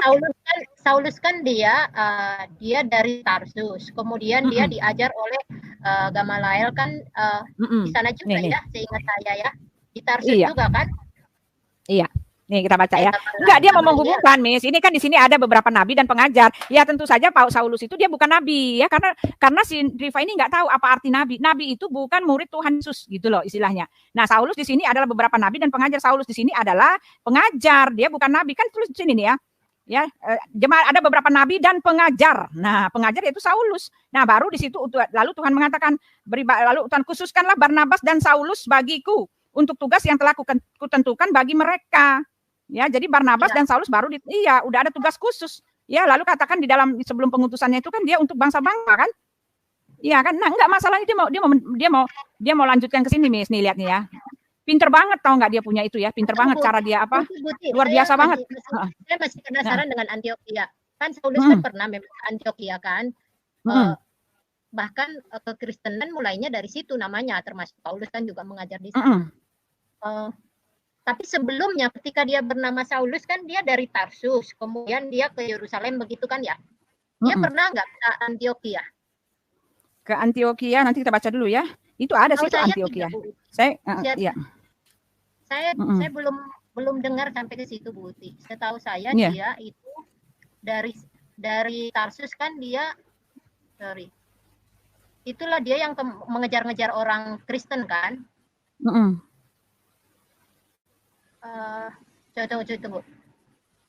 Paulus pelayanannya di Damsyik. Ya sebentar. Saya mau cari dia punya ini ya. Saya bacakan ya. Dia punya silsilah ya. Salatnya apa silsilahnya nggak ada katanya. Pinter banget gitu ya. Gila ya, mulutnya comel banget ya. Nih ya. Jadi dia asal comot-comot ayat aja gitu sampai kita bingung-bingung nyomot ayatnya aja, pinter banget gitu.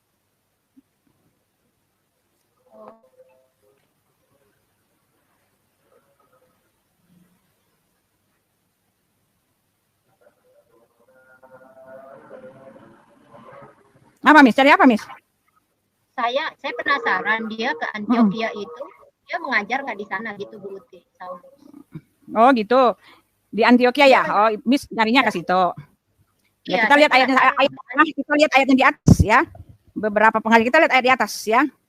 Tetapi Saulus juga disebut Paulus yang penuh dengan Roh Kudus menatap dia dan berkata, "Hai anak iblis, engkau penuh dengan rupa-rupa tipu muslihat dan kejahatan. Engkau musuh segala kebenaran. Tidakkah engkau akan berhenti membelokkan jalan Tuhan yang lurus itu? Sekarang lihatlah, tangan Tuhan datang menimpa engkau dan engkau menjadi buta. Ya, beberapa hari lamanya engkau tidak dapat melihat matahari." Dan seketika itu juga orang itu merasa diliputi kabut dan gelap. Dan sambil meraba-raba ia harus mencari seorang untuk menuntun dia melihat apa yang telah terjadi itu. Percayalah gubernur itu, ia takjub oleh ajaran Tuhan. Nah, itu ya. Nah, kita lihat Saulus dan Barnabas di Pulau Siprus atasnya. Oleh karena disuruh Roh Kudus apalagi? Roh Kudus bernama Saulus, ya Barnabas dan Saulus berangkat ke Seleukia dan dari situ mereka berlayar ke Siprus. Ketika tiba di Salamin, mereka memberitakan firman Allah di dalam rumah ibadat ya orang-orang Yahudi, dan Yohanes menyertai mereka dan membantu mereka. Sebagai pembantu mereka. Mereka mengelilingi seluruh pulau itu sampai ke Pafos. Di situ mereka bertemu dengan seorang Yahudi bernama Bar-Yesus. Ia seorang tukang sihir dan nabi palsu. Nah, ia adalah kawan gubernur pulau itu, Sergius Paulus, dan orang cerdas. Nah, ini belum dapat di sini ya. Nah, di atasnya lagi ya. Barnabas dan Saulus diutus. Maka firman Tuhan makin tersebar dari makin banyak didengar orang. Barnabas ya, disuruh aja mengajar, aja kita cari ya. Pengajar, kita cari dulu ya. Ini orang jeli banget ya, itu banget ya, gila ya, jeli banget. Enggak, saya juga penasaran, saya jumpa nggak itu, tapi coba lihat ya. Dia mau menghubungkan bahwa ayat yang di dalam Ulangan 16 itu 8-18 itu adalah untuk Paulus ya. Gila ya, gila ngawur. Ini coba kita ini ya. Ya, Uti kan Bentar. mereka ketemu juga dengan Paulus kan, ketemu dengan Paulus tidak Saulus dengan Barnabas kan juga nggak mungkin bersama ketika namanya dia Saulus kan, karena kan di situ dia masih ngejar-ngejar orang Kristen.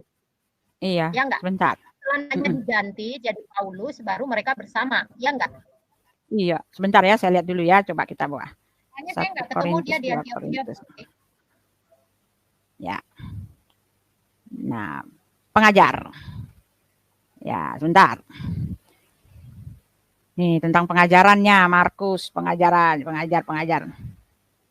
Ya, lanjut ya. Dan setiap hari mereka melanjutkan pengajaran mereka di Allah dan di rumah-rumah orang memberitakan Injil tentang Yesus Kristus adalah Mesias. Nah, itu Kisah Para Rasul 5 ayat 42. Jadi, Paulus itu bukan masuk nabi. Gila kita dibikin dia. Bukan masuk nabi, dia adalah pengajar, Miss. Masih masuk kategori pengajar nih ya. Kisah Para Rasul 5 ayat 42. Iya, kurang ajar. Ya, jadi dia mau menghubungkan teman-teman ya. Karena ya, dan setiap hari mereka melanjutkan ini kan. Dan setiap hari mereka melanjutkan pengajaran mereka di bait Allah dan di dalam rumah-rumah orang dan memberitakan Injil tentang Yesus adalah Mesias. Pada waktu itu dalam jemaat di Antiokhia ada beberapa nabi dan pengajar. Nah, itu dia yaitu Barnabas. Jadi Saulus ini masuk kategori bukan nabi tapi pengajar ya. Ia telah menerima pengajaran jalan Tuhan dengan bersemangat ia berbicara dan dengan teliti ia mengajar tentang Yesus tetapi ia hanya mengetahui baptisan yaitu ya bukan lagi ya. Ya itu dia ya teman-teman ya. Ini ayatnya nih jelas nih. Pengajar ini nih. Nah, Kisah Para Rasul ini. Nah, saya belum dapat Buti. Saya belum nyetrum Buti. Ini. Mana? Paulus ketika dia berada di dia kan berubah menjadi baik kan pada saat setelah perjalanan di Damsik kan. Iya. Dia ketemu dengan Yesus kan. Nah, di situ dia belum nama Saulus, belum nama Saulus. Di situ dia ini maksud dengan Paulus. Iya, ini belum. Ini dia harusnya di kisah Para Rasul 5 ini pengajar-pengajar yang lain ini. Maksudnya pengajar yang lain. Saulus yang di situ mungkin bukan dia, Bu. Karena nggak mungkin dia bukan masuk dia. Murid Yesus sedangkan dia ngejar-ngejar. Dia kan ngejar-ngejar kayak Stefanus gitu kan, dia yang bunuh istilahnya kan. Dia yang algojonya lah gitu. Dia yang Stefanus kan. Iya. Sebentar, kita cari lagi ya. Kita buktikan, Miss, ininya, Miss. Kenapa? Iya, jadi maksudnya bukan ntar kita cari ya. Aduh, ini ayat perjanjian lama lagi. Kenapa? Di-mute ya? Mereka belum bersama di situ. Nggak mungkin Pak Saulus bisa bersama-sama dengan murid Yesus. Iya, ini kan masih. Mereka mau bunuh.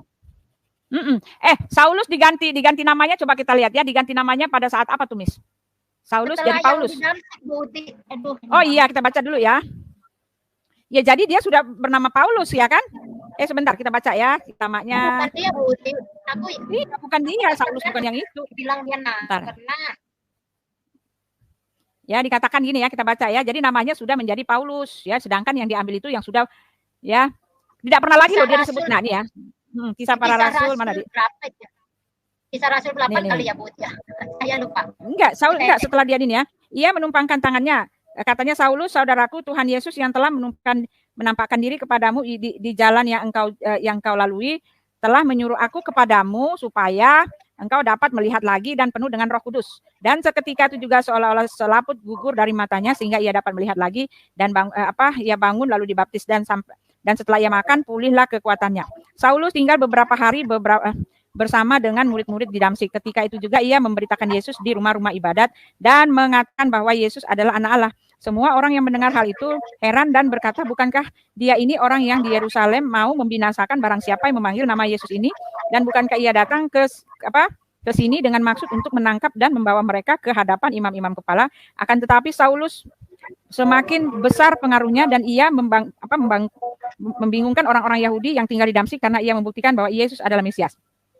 Beberapa hari kemudian orang Yahudi merundingkan suatu rencana untuk membunuh Saulus.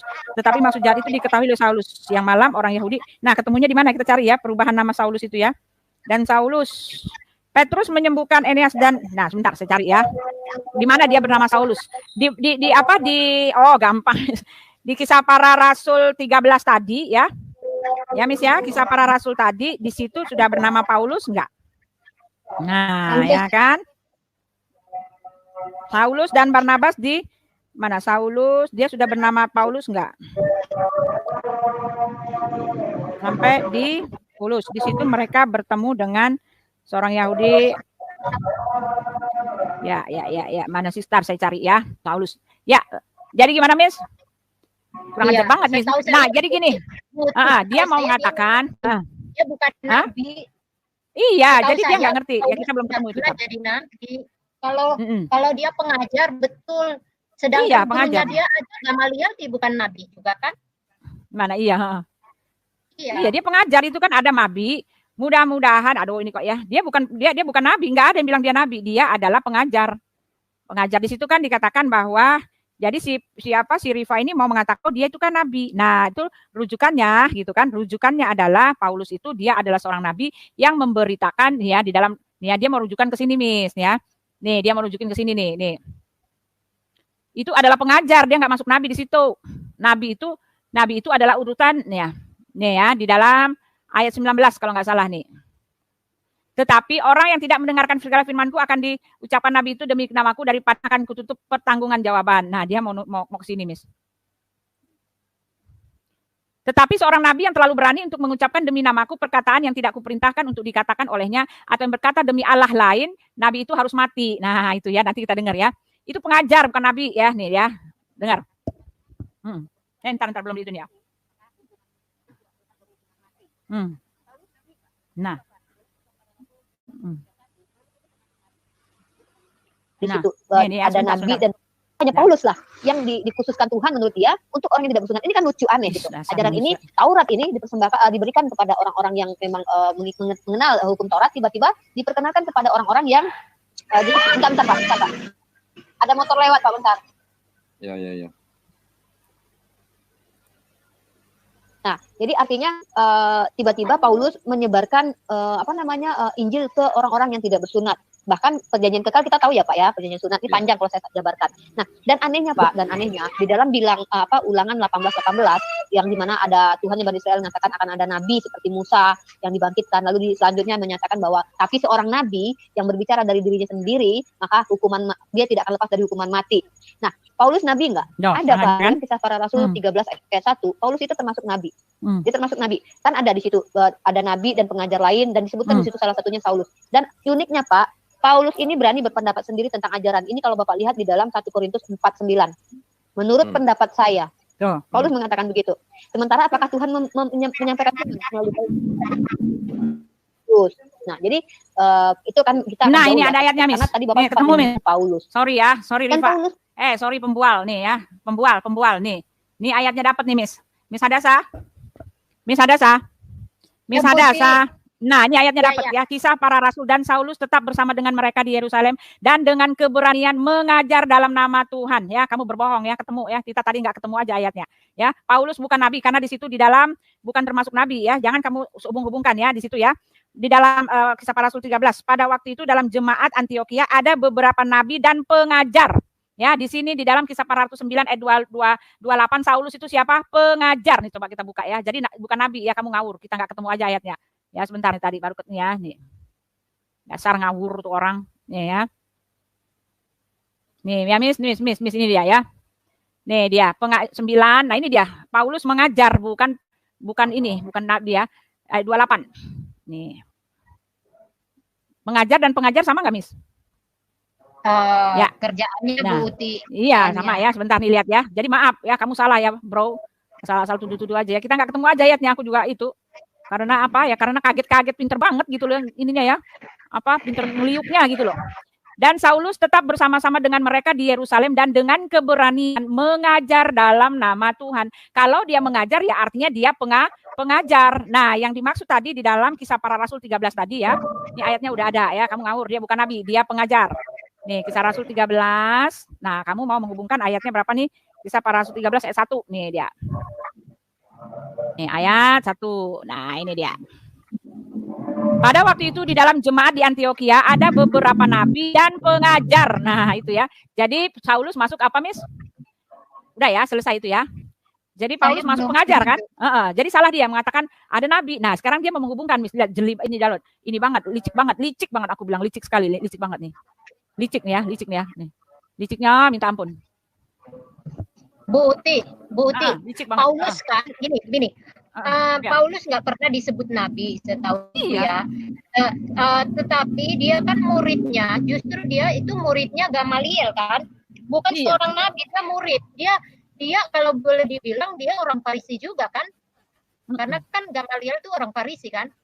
Iya, nah makanya enggak, nabi aja, nabi itu Miss, nabi itu artinya utusan, yang mengutus itu adalah Elohim. Kalau rasul itu Yesus. Jadi semua murid Yesus itu disebut rasul ya, termasuk dari setelah Yesus yang sekarang ini namanya rasul, bukan nabi lagi gitu loh. Ya di era Tuhan Yesus itu sekarang itu kalau pengikut itu ajaran Yesus itu ya rasul. Kalau yang zaman dulu di Perjanjian Lama mereka itu nabi, enggak pernah sekalipun tertulis di dalam kitab Perjanjian Lama para itu disebut rasul, enggak. Nah, kalau di dia, nabinya dia rasul juga, nabi juga. Bingung kan? Dia nggak ngerti nabi itu apa, rasul itu apa gitu. Nah, salah ya Rifa ya, bikin orang pusing ya. Karena apa? Jadi gini Bu, intinya begini. Dia itu adalah orang Farisi. Orang Farisi itu bukan nabi, dia adalah muridnya Imam Gamaliel kan, yang orang Farisi juga. Iya. Gitu. Ya, tetapi udah jelas aja lah di sini. Ini yang paling jelas lah ya, dia mengajar. Tadi apa? Dia mengajar di mana tadi? Dia mengajar, udah ada itu banget, udah jelas di situ. Ya, jadi ini salah satu itu dia bukannya nabi, tapi dia yang dimaksud adalah pengajar. Nah, nggak nyambung ya dengan Ulangan. Jadi dia mengatakan ya, nih dengar.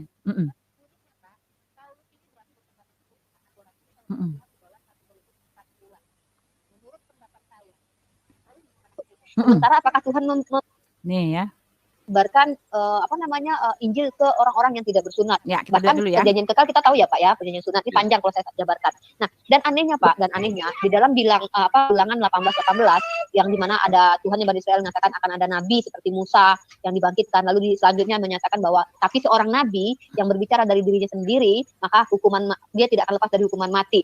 Nah, Paulus nabi enggak? Ada Pak, di dalam Kisah Para Rasul 13 ayat 1, Paulus itu termasuk nabi. Nabi yang bicara atas katanya sendiri adalah nabimu ya. Mati itu artinya masuk neraka, bisa mati masuk neraka ya, bukan malah mati syahid lu gitu. Ya, dia termasuk nabi. Kan ada di situ ada nabi dan pengajar lain dan disebutkan ya di situ ada nabi dan pengajar lain. Pengajar lain itu ya kita sudah baca tadi di dalam Kisah Rasul 9 ayat 28 ya. Saulus itu adalah pengajar bukan nabi ya. Kamu nggak bisa mencocok-cocokkannya di situ, oke? Tidak bisa kamu cocok-cocokkan di situ ya. Lalu di situ juga ayatnya adalah untuk Yesus Kristus ya, seorang nabi yang di dalam Ulangan itu merujuk kepada Yesus Kristus karena Yesus sendiri sudah mengkonfirmasikan ya. Yang dimaksud oleh Musa itu adalah dirinya sendiri, yaitu apa? Elohim yang menampakkan diri tanpa membuat mereka mati. Ya, apa Miss? Elohim yang menampakkan diri di dalam itu yang dimaksud oleh Musa itu adalah Yesus sendiri karena Yesus sudah mengkonfirmasikan bahwa dialah ya kan, bahwa dialah yang dimaksudkan itu ya. Dimaksudkan bahwa Musa menulis tentang aku di dalam Yohanes tadi berapa ya? Yohanes 5 ya, kita baca ya. Nah, saya buka dalam itu ya. Nih ya. Itu adalah untuk Yesus. Nih ya. Saya buka di itu ya. Ya, Musa menuliskan itu tentang aku di dalam Yohanes sebentar lagi. Sebab jikalau kamu percaya, Yohanes 5 ayat 46, coba kita buka ya, ini dia. Yohanes 5 ayat 46.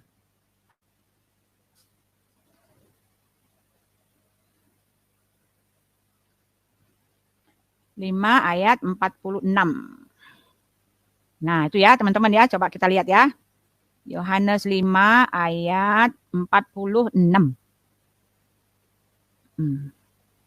Ya, sebab jikalau kamu percaya kepada Musa, tentu kamu akan percaya juga kepadaku, sebab ia telah menulis tentang aku. Nah, ada pengesahan dari Yesus bahwa seorang nabi yang akan dibangkitkan bagimu itu adalah Yesus. Yesus sudah mengkonfirmasikan itu adalah saya, oke? Karena Yesus itu adalah Elohim yang menampakkan diri tanpa membuat mereka mati. Elohim yang datang dalam wujud seorang nabi. Adapun nabi yang katanya berani berkata-kata yang tidak menurut kehendak Tuhan akan mati, yaitu nabinya kamu.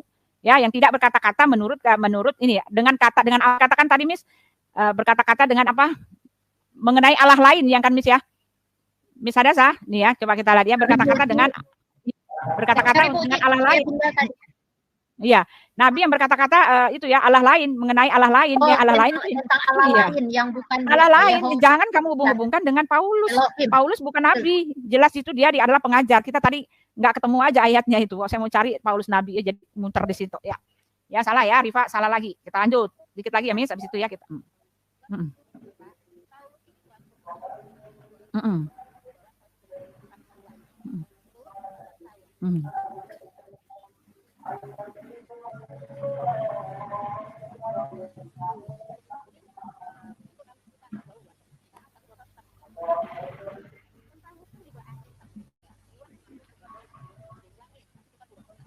Nah, Miss. Ya, Bu Uti.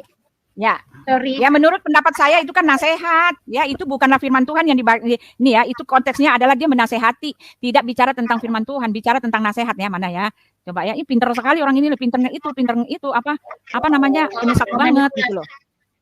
Dia pinter banget memanipulasi. Dia nggak main comot ayat sembarangan, dia comot ya. Dia katakan menurut pendapat saya, lihat dulu apa konteksnya. Pendapat saya itu menasehati. Emang nggak boleh seorang nabi mengatakan pendapat dia itu nggak bicara tentang firman Tuhan. Itu konteksnya sedang menasehati. Coba kita baca ya Pak, menurut pendapat saya ya.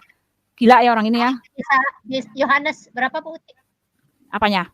Tentang apa? Tentang apa? Rasul Paulus mengatakan menurut pendapat saya gitu. Nah, dia bilang berani amat katanya. Ya, ini konteksnya katanya? Coba kita baca ya. Sebentar ya. Berani amat gitu katanya. Korintus ya? Iya, dia nggak bilang. Makanya kita cari itu di mana. Nih, sebab menurut pendapatku Allah memberikan kepada kami para rasul tempat yang itu kan pendapat dia nih. Ya, tetapi menurut pendapatku ia lebih bahagia kalau ia tidak tinggal di dalam ini nasihat. Tetapi menurut pendapatku sedikit pun aku tidak kurang daripada rasul-rasul yang tidak ada taranya itu. Ini kan bicara ini 2 Korintus 11 ayat 5 ya. Ya menurut pandangan dia bukan sedang membicarakan firman Tuhan yang turun nuzul kayak wahyu gitu. Masa orang nggak boleh bernasehat, nggak boleh punya pendapat? Kan aneh ya, Miss ya? Iya, betul Bu Uti. Kenapa bisa begitu? Karena mereka itu punya pola berpikir firman Tuhan itu didikte.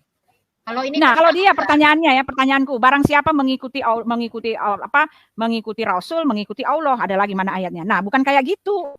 Justru Paulus itu mengatakan ya turutilah teladanku. Dia nggak berani mengatakan barang siapa telah mengikuti Rasul, mengikuti Allah ya taat kepada Rasul, taat kepada Allah, nggak bisa begitu. Ya nih ya di dalam Korintus. Sebab menurut pendapatku, nah ini menurut pendapat dia emang nggak boleh. Dia bukan memberitakan firman Tuhan. Kami bodoh oleh karena Kristus, tetapi kamu arif dalam Kristus. Kami lemah, tetapi kamu kuat. Kamu mulia, tetapi kami hina. Loh mana pemberitaan ini? Pendapat dia sendiri gitu ya Miss ya. Ya memang pendapat dia, tetapi bukan pengajaran di dalam firman Tuhan yang dia turunkan di sini. Kan ada konteksnya. Dasar. Gila ya.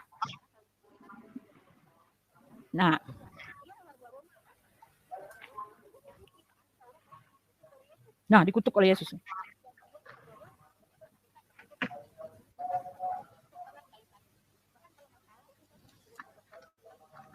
Boleh lah Bu juga berpendapat. Emangnya kenapa? Dia kan seorang pengajar. Emang seorang pengajar kafir? Emang seorang pengajar, apa gunanya dia jadi pengajar kalau dia otaknya juga nggak jalan? Iya. Tentu dia udah pertimbangan-pertimbangan dan Paulus jelas kok diakui oleh murid-murid Yesus bukan orang sembarangan. Pendapat saya. Paulus mengatakan begitu. Sementara apakah Tuhan menyampaikan firman melalui Paulus? Paulus mengaku bertemu dengan Yesus. Nah, jadi itu kan kita akan jauh ya, karena tadi Bapak sempat menyinggung Paulus. Nah, tadi dia udah patah ya. Kita rangkum doang. Kita rangkum dulu, Miss ya. Dia udah patah tadi ya. Dia mau menyalah-nyalahkan Paulus gitu kan. Karena yang pertama dia bilang bahwa Rasul Paulus itu adalah seorang nabi ya, dan nabi itu tepat seperti yang sudah dinubuatkan bahwa kalau nabi ngomong sembarangan istilahnya kan di dalam Ulangan 20 itu, Ulangan 18 ayat 20 itu mereka akan mati, tepat akan mati ya. Dia bilang katanya Paulus itu adalah nabi, tetapi kita udah buktikan itu bukan nabi di situ ya. Ada beberapa nabi dan pengajar, dan Saulus itu masuk pengajar bukan nabi. Jadi kamu nggak bisa cocok-cocokkan itu ke dalam Ulangan 18 ya, maaf nih Pak. Tidak bisa kamu cocokkan itu ke dalam Ulangan 18 karena Ulangan 18 itu bicara tentang Yesus, dan tadi saya udah kasih tahu Yesus sendiri sudah mengkonfirmasikan bahwa yang dimaksud oleh Nabi Musa, seorang nabi akan kubangkitkan itu adalah Yesus. Seorang nabi dengan apa? Dengan konteks bahwa itu adalah memberikan atau meluluskan permintaan bangsa Israel yang kalau Elohim itu datang tanpa membuat mereka mati. Jadi konteksnya adalah seorang nabi yang adalah Elohim sendiri yang menampakkan diri tanpa membuat mereka mati. Elohim yang datang dalam wujud manusia. Ya, Yesus itulah dia, sudah dinubuatkan. Adapun nabi yang berkata-kata dengan nama Allah lain, ya. Satu yang kamu nggak lihat ya, Allah lain itu adalah Allah huruf kecil. Allah lain ya Allah kamu ya, karena Paulus tidak bicara tentang Allah lain ya. Paulus tidak bicara tentang huruf kecil Allah lain yang artinya yang di luar Allah Abraham, Allah Ishak, Allah Yakub. Karena apa? Karena Paulus adalah rasul, adalah seorang ahli Taurat ya. Dia bicara kalau Allah itu ya bukan Allah yang dimaksud Allah lain ya, itu nggak kena. Ya ngawur kamu ya, itu ya Rifa, ngawur banget. Nah sekarang dia mau bilang apa lagi, Miss? Kita dengar ya, Miss. Dan Paulus pun juga aneh Pak menurut saya. Dia mengaku sebagai keturunan dari Benyamin, tapi kita tidak tahu nasabnya ya. Dan teman-teman Kristen meminta nasab Nabi Muhammad sampai ke Nabi Ismail. Sementara Paulus sendiri kan mengaku dari Benyamin tapi nasabnya nggak jelas. Yang kedua, dia warga Roma Pak. Dia warga Roma dan dia Farisi Pak, ahli Taurat, orang yang dikutuk oleh Yesus. Gitu loh. Dan dia ini warga Roma dan dia sangat dekat, bahkan dia memiliki hutang kepada orang Yunani atau erat kaitannya. Bahkan kalau nggak salah itu saya pernah melihat sebuah konten, saya lupa untuk mencatut kontennya apa. Paulus ketika mengatakan dalam dia hidup atau apa gitu, gitu lupa, itu dikutip dari filsuf Yunani gitu. Ada kata-kata yang dikutip oleh Paulus dari filsuf Yunani. Lagi mana ada pembauran ya. Seperti yang di dalam Al-Qur'an itu katakan wala talbisul haqqa bil batil. Jangan engkau mencampurkan yang hak dengan yang batil. Yang hak, yang batil. Tapi Paulus apa katakan? Sunat itu nggak penting. Nah, yang penting kamu percaya bahwa ada orang yang mati terus dialah juru selamat kita gitu. Nah, Miss, dia sekarang bicara tentang sunat, mau nyalain Paulus lagi, Miss. Gimana, Miss? Miss Adasa? Wah, Miss Adasa lagi keluar ya. Teman-teman gak ada yang masuk nih, tumben sama sekali gak ada yang masuk nih. Masuk dong, teman-teman. Masuk dong. Kita dari tadi nungguin. Aku udah sambil kerja. Sambil kerja, lagi ngepak-ngepakin barang, ngedata juga. Jadi kadang-kadang ketinggal. Gini aja deh Bu Uti. Sekarang dia mau jelek-jelekin Paulus. Jelek-jelekin Paulus. Ulamanya sendiri, ulama besar mereka itu nggak jelek-jelekin Paulus. Bu Uti lihat di ini Bu Uti. Di surah Al-Jin 14 kalau nggak salah Bu Uti. Iya susah dibuka Miss, ini mental kalau saya itu. Baca aja Miss kalau ada. Ya saya yang buka ya, saya yang cari ya. Tunggu bentar. Saya kasih dulu ini linknya buat Bapak yang di ini ya. Mereka sebenarnya mau masuk Bu. Tunggu saya lihat dulu. Siapa yang mau masuk Miss? Pak Westerling. Oh ya Pak Westerling masuk nih. Nih ya, kita lihat Bu Uti. Ulama-ulama mereka aja mengatakan Paulus itu adalah orang benar, makanya dia disebut rasul. Kali lu kan mulut comelmu itu ngejelek-jelekin Paulus, siapa lu? Kan iya. Ngikutin itu buku-buku palsu itu Alkitab Barnabas. Nih saya bicara ya tentang katanya nasabnya nggak jelas. Orang Kristen itu ya Tuhan di alam Alkitab itu ya kalau seorang rasul dicatat sampai nasabnya sampai silsilahnya nggak ada. Ya, yang dicatat silsilahnya itu adalah silsilah Tuhan karena sentral dari penulisan Alkitab itu adalah Yesus. Ya enggak Miss ya, silsilahnya itu dia maunya ada silsilahnya, ada segala macam. Silsilah Bu Uti, Nabi Lo aja nggak jelas silsilahnya. Iya, makanya. Siapa yang berhasil membuktikan bahwa nabinya dia silsilahnya ketemu dengan Ismail? Ngarang doang. Ngarang, iya. Nah, ini saya mau kasih tahu ya. Jadi salah ya. Tadi kita mentok di itu pengajaran atau nabi. Saya juga bingung. Saya belum pernah dengar soalnya. Pas saya cari-cari, oh iya pengajar kok. Dia bukan termasuk nabi tapi dia termasuk pengajar ya. Jadi nggak bisa kamu sambung-sambungkan salah-salahkan Paulus di dalam Bilangan 18 ya karena dia bukan nabi, dia pengajar. Oke. Lalu itu tidak bukan berarti itu Paulus karena yang dimaksud seorang nabi atau utus itu adalah Yesus dan seorang nabi yang memberitakan Allah yang lain. Emang siapa Allah yang lain selain Allahmu gitu kan? Nah, itu justru kena di dirimu sendiri gitu ya. Nah, sekarang ini kita baca tentang Rasul Paulus. Saulus orang Tarsus itu boleh jadi lahir kira-kira 2 tahun sesudah Kristus di Tarsus di negeri Kilikia. Ayahnya berasal dari suku Benyamin dan termasuk golongan orang Yahudi peranakan yang juga di negeri asing mentaati hukum Taurat Yahudi dengan cermatnya. Sebab itu Saulus boleh menyebut dirinya dengan nama kehormatan seorang Ibrani asli. Pada zaman Saulus, Tarsus adalah suatu kota dagang penting. Sungai Kidenus yang mengalir melalui kota itu menghubungkannya dengan Laut Tengah. Karena itu kapal-kapal dagang dapat sampai ke sana. Oleh karena jalan raya yang menghubungkan provinsi-provinsi timur dengan ibu kota kerajaan Roma adalah Tarsus. Maka dengan sendirinya banyak kafilah besar lewat dari sana. Dan hal itu menimbulkan keramaian besar di kota itu. Pada zaman Saulus ada di Tarsus sebuah perguruan tinggi Yunani. Banyak pula kuil atau rumah dewa, gunung komedi. Pendeknya segala hal yang disukai orang Yunani ada di kota itu. Ada juga sebuah kampung Yahudi yang besar di sana. Tempat orang hidup menurut adat yang diatur oleh Musa. Ketika Saulus masih kecil, hatinya sangat tertarik kepada kebudayaan Yunani, terutama pada perlombaan olahraganya, filsafat dan keseniannya. Tetapi tak kurang juga minatnya kepada perkataan nabi-nabi yang diajarkan gurunya kepadanya di rumah. Mungkin bahasa pengantar Saulus muda itu di rumah adalah bahasa Arab, bahasa Palestina. Tetapi di tengah jalan, di sekolah, dan di tempat-tempat lain, tentulah bahasa Yunani yang dipelajarinya. Itulah sebabnya dunia Yunani dan Yerusalem tak berbeda bagi dia. Ayahnya yang saleh dan tegas itu menanamkan hukuman Musa ke dalam hatinya dengan sungguh-sungguh. Disuruhnya juga anaknya yang disukainya itu, Saulus berarti yang disukai, mempelajari pekerjaan tangan sesuai dengan kebiasaan di kalangan rabi di Palestina. Dan sebab Tarsus itu pusat pertenunan bulu kambing, tentu Saulus disuruh mempelajarinya juga. Itu sebabnya kemudian ia dapat mencari nafkahnya di tempat dengan membuat kemah. Setelah Saulus berumur 12 tahun, jadi sudah menjadi anak Taurat. Ayahnya berpendapat bahwa sudah tiba waktunya untuk mengirim dia ke Yerusalem. Lama-kelamaan Tarsus menjadi terlalu berbahaya baginya karena kota itu penuh dengan ajaran dan kebiasaan kafir. Jadi penuh dengan godaan. Beberapa waktu kemudian pindah juga ke Yerusalem seorang saudara perempuan Saulus yang telah kawin. Ya, di dalam Kisah Rasul 23 ayat 16. Ketika saudara sudah ada di sana dan Saulus sudah menjadi mahasiswa, tentu ia tinggal di rumah itu. Di Yerusalem ia mengikuti pelajaran-pelajaran Gamaliel yang termasuk itu di sekolah Hillel. Gamaliel ini lebih kita kenal dulu sebagai seorang arif budiman. Nah, itu kan banyak sekali. Ya, Saulus ini benar-benar ini ya teman-teman ya. Ada ceritanya. Saya bagi. Iya, jadi jangan bilang nggak jelas. Enak aja ini. loh. Iya, saya bagi ya. Enak kalau aja nih orang ngomong. Soal silsilah keluarganya udah jelas, nggak usah ditanya. Iya. Sekarang justru yang nabi mereka yang nggak jelas silsilahnya, dipaksa-paksain, padahal nggak ketemu. Gitu. Iya. Nah, sekarang dia mau jelek-jelekin Paulus nih di surat Yasin 14, Bu. Ya, bunyinya begini. Ketika kami mengutus kepada mereka 2 orang utusan, lalu mereka mendustakan keduanya. Kemudian kami kuatkan dengan utusan yang ketiga. Maka ketiga utusan itu berkata, sungguh kami adalah orang-orang yang diutus kepadamu. Kita lihat, Bu. Nih, ulama-ulama mereka jelas berkata Paulus itu orang benar. Lihat. Nih. Firman Allah. Ya. Firman Allah Subhanahu wa taala, ketika kami mengutus kepada mereka 2 orang utusan lalu mereka mendustakan. Maksudnya dengan spontan mereka mendustakan kedua rasul itu, 2 rasul. Kemudian kami kuatkan dengan utusan yang ketiga, yakni kami perkuat keduanya dengan rasul yang ketiga. Catat ya, garis bawahi, rasul. Rasul. Ya. Ibnu Jurai telah meriwayatkan dari Ibnu Sulaiman dan seterusnya mengatakan bahwa nama kedua rasul yang pertama itu adalah Samun dan Yohana, itu Simon Petrus dan Yohana. Sedangkan nama rasul yang ketiga adalah Bulus. Nah, dan nama negerinya adalah Intakiyah. Ini kalau pakai bahasa Inggris jelas dibilang Simon. Kemudian yang ini Yohanes. Lalu dia ini adalah Paulus. Gitu. Ini jelas-jelas dibilang rasul. Kalau rasul tentu orang benar.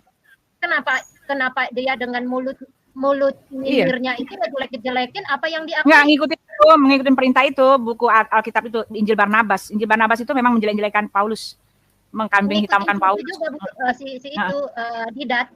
Dedat ya, Ahmad Dedat. Ya, jadi nggak ada ya. Jadi kesimpulannya tadi ya dia mau banyak sekali, semua udah kacau. Dia bilang dari simbol-simbol tadi kalau saya buka ya simbol-simbol penyembahan berhala, yang keluar malah simbol-simbol dia, salib nggak ada ya. Tadi kan aku searching tuh tadi malam tuh cari-cari ya simbol-simbol gimana penyembahan berhala ya, simbol-simbol satanisme gitu kan. Nggak ada itu, nggak ada salib ya, adanya yang itu mirip-mirip salib tapi itu bukan salib itu ya, yang ada kepalanya bulat itu kan gambar lambang matahari itu kan, nggak ada yang salib ya, justru malah ada bintang, lalu apalagi tadi bulan sabit. Justru ada dia di situ ya, banyak semua kita dapatain ya. Sebentar kita tutup. Oh ya, selamat malam Pak Westerling, ya sudahlah ya, udah selesai itu ya. Tapi ya, ini ada selamat malam Pak. Ya malam. Iya. Jadi saya kalau ambil kesimpulan dari RT6 mereka ya, kita kan sudah dikasih bekal oleh Nabi Yeremia. Yeremia kan sudah bernubuat. Iya, udah banyak. Di pasal 23 Yeremia itu, dan ada beberapa di dalamnya ada beberapa ayat sudah diungkapkan bahwa ada seorang nabi diracun, seorang nabi itu bermimpi segala macam semua. Terus dia jahat apa segala sudah terungkap semua di situ. Sangat jelas siapa sosok yang dimaksud dengan apa yang dibuatkan Nabi Yeremia. Jadi kalau kita mau menanggapi mereka kalau kita mau membaca dari kitab mereka, membuat kelucuan saja karena di lain pihak dia bantah, di lain pihak dia benarkan. Iya, lucu ya. Kalau dia mau. Ya, jadi Yeremia berapa kita buka Pak? Yeremia berapa Pak? Yeremia 23. Ya, sebentar ya. Yang nabi-nabi palsu itu ya Pak. Ya, nah itu. Coba kita amati Bapak. Kita habis itu satu ayat satu. Nah, ini baca berikut itu ya. Nah, sebat gitu ya. Dan lagi kalau bicara soal pagan ya, lambang-lambang mereka coba, lambang bulan siapa yang pakai kan? Iya yang ada bintang kaki 5 juga, Miss. Bintang kaki 5 saya cari-cari mana kalau memang itu kita pagan gambar salib, kagak ada, Miss. Nggak ada gambar salib, ada gambar salib ditulis itu tapi itu lukisan, dia bicara tentang itu tapi itu bukan masuk kategori simbol penyembahan berhala. Justru yang banyak itu ya itu dia punya. Coba kita baca di ayat 15. Tunggu ya Pak. Salib digunakan itu ada maksudnya, ada sejarahnya. Bukan sesuatu yang dibuat-buat. Sekarang mereka pakai bulan bintang dari mana? Iya. Kalau Dewi Bulan memang betul menggunakan lambang. Ya, kalau yang kita bahas kemarin itu kan bulan bintang itu kan yang dari agama Sabin itu, Nis. Sabin itu kan monoteis penyembah bulan bintang. Benda-benda langit, penyembah benda-benda langit. Agama Sabin kan dia berpuasa 30 hari dalam setahun gitu kan. Lalu dia sholatnya dulu mereka 7 kali ya, tetapi diganti menjadi 5 kali gitu. Lalu mereka menyembah bulan bintang. Nah, sama persis itu. Lalu mereka mempersembahkan korban-korban gitu ya, potong-potong hewan ya setahun sekali, lalu dagingnya dibagi-bagi. Nah, itu sudah ada itu sebelumnya. Nah, itu agamanya Sabin, dia seorang monoteis pertama. Tetapi di balik mereka monoteis, mereka menyembah bulan bintang ya, benda-benda langit. Itu sama persis sampai ke simbol-simbolnya ada di mereka gitu loh. Enak aja. Ya. Apa tadi, Pak? Mari kita baca, Pak. Yang di 23 ayat 15. Itu sudah jelas. 23 ayat 15. 23 ayat 15. Nah, ini dia. 15-nya mana ya? Ya ini. Sebab itu beginilah firman Tuhan semesta alam mengenai para nabi itu. Sesungguhnya aku akan memberi mereka makan ipuh dan minum racun. Ya. Sebab daripada para nabi Yerusalem telah meluas kefasikan ke seluruh negeri. Beginilah firman Tuhan semesta alam. Janganlah mendengarkan perkataan para nabi yang bernubuat kepada kamu. Mereka hanya memberikan harapan yang sia-sia kepadamu dan hanya mengungkapkan penglihatan rekaan hatinya sendiri. Ya kan? Bukan apa yang datang dari mulut Tuhan. Mereka selalu berkata kepada orang-orang yang menista firman Tuhan, ya, kamu akan selamat. Dan kepada setiap orang yang mengikuti kedegilan hatinya mereka berkata malapetaka. Nah, ini azab gitu kan. Tidak akan menimpa kamu, ya kan? Sebab siapakah yang hadir dalam dewan musyawarah Tuhan sehingga ia memperhatikan dan mendengarkan firman-Nya? Siapakah yang memperhatikan firman-Nya dan mendengarnya? Lihatlah angin badai Tuhan, yakni kehangatan murka telah keluar menyambar, angin puting beliung, angin turun menimpa kepala orang fasik. Murka Tuhan tidak akan surut sampai ia telah melaksanakan dan mewujudkan apa yang dirancangkannya dalam hatinya. Pada hari-hari yang terakhir kamu akan benar-benar mengerti hal itu. Aku tidak mengutus para nabi itu, namun mereka giat. Aku tidak berfirman kepada mereka, namun mereka bernubuat. Ya kan, sekiranya mereka hadir dalam dewan musyawarahku, niscaya mereka akan mengabarkan firmanku kepada umatku, membawa mereka kembali dari tingkah langkahnya yang jahat dan dari perbuatan-perbuatan yang jahat. Masakan aku ini hanya Allah yang dari dekat, demikian firman Tuhan, dan bukan Allah yang dari jauh. Sekiranya ada seseorang menyembunyikan diri, ya seperti itu Pak ya. Ya, jadi kejelasan firman itu tersebut sudah banyak. Artinya begini, Tuhan sudah mengetahui, sudah dinubuatkan bahwa akan ada yang disesatkan. Tapi Tuhan akan turun untuk menyelamatkan kembali, meraih kembali jiwa-jiwa mereka. Itulah yang terjadi kepada para murtad sekarang. Karena Tuhan yang langsung turun menjamah mereka. Sehingga itulah sebabnya Tuhan mengatakan, Yesus mengatakan, bukan engkau yang memilih aku, tapi aku yang memilih engkau. Itulah yang berkorelasi dengan ayat di sini. Karena sudah disesatkan oleh nabi-nabi palsu, kemudian Tuhan nanti akan kembali memungut satu persatu. Nah, itulah sebabnya terkorelasi dengan ucapan Yesus mengatakan bukan engkau yang memilih aku, tapi aku yang memilih engkau. Jadi sangat jelas. Jadi jadi untuk memahami dari mereka itu ya kita sudah punya bekal. Artinya kalau kita mau lawan dewa mereka ya tidak ada, bukan lawan sebenarnya. Hanya kebodohan saja yang kita lakukan kalau kita mau berdebat dengan mereka. Ya, karena sudah jelas ini firman Tuhan. Karena apa yang mereka tanyakan semua dijawab oleh Alkitabiah. Begitu Bu Uti. Iya.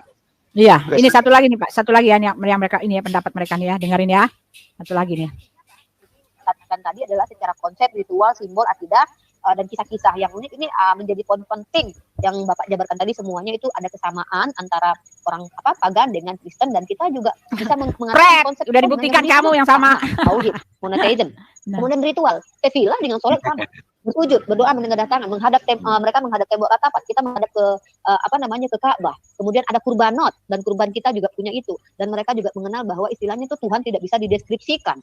Dan justru kesamaan kalau kita mengatakan yang paling tua adalah Yahudi atau yang Taurat lebih tua, maka kita yang lebih cenderung dekat ya, tanpa perlu saya mengatakan oh kita sama dengan Yahudi. Beda, Yahudi, Islam. Tetapi kalau secara ritual, konsep, lalu amalan-amalan atau bahkan kita tidak punya simbol. Sebenarnya Islam tidak punya simbol-simbol karena Islam itu bahkan celebration pun di dalam Islam itu tidak banyak.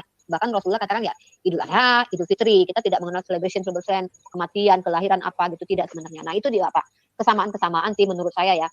Jadi kalau ada yang menuduh Islam itu adalah agama pagan, maka saya rasa ngaca gitu ya, harus mengaca benar gitu ya. Karena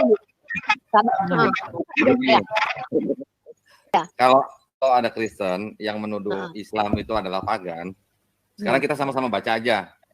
Kan ini kan tadi kan waktu di gambar awal kan saya ada kasih lihat kan ada Judaisme, ada Kristen, ada Islam gitu kan.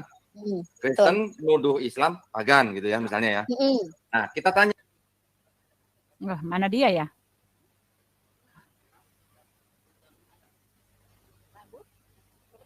Nah, udah ya.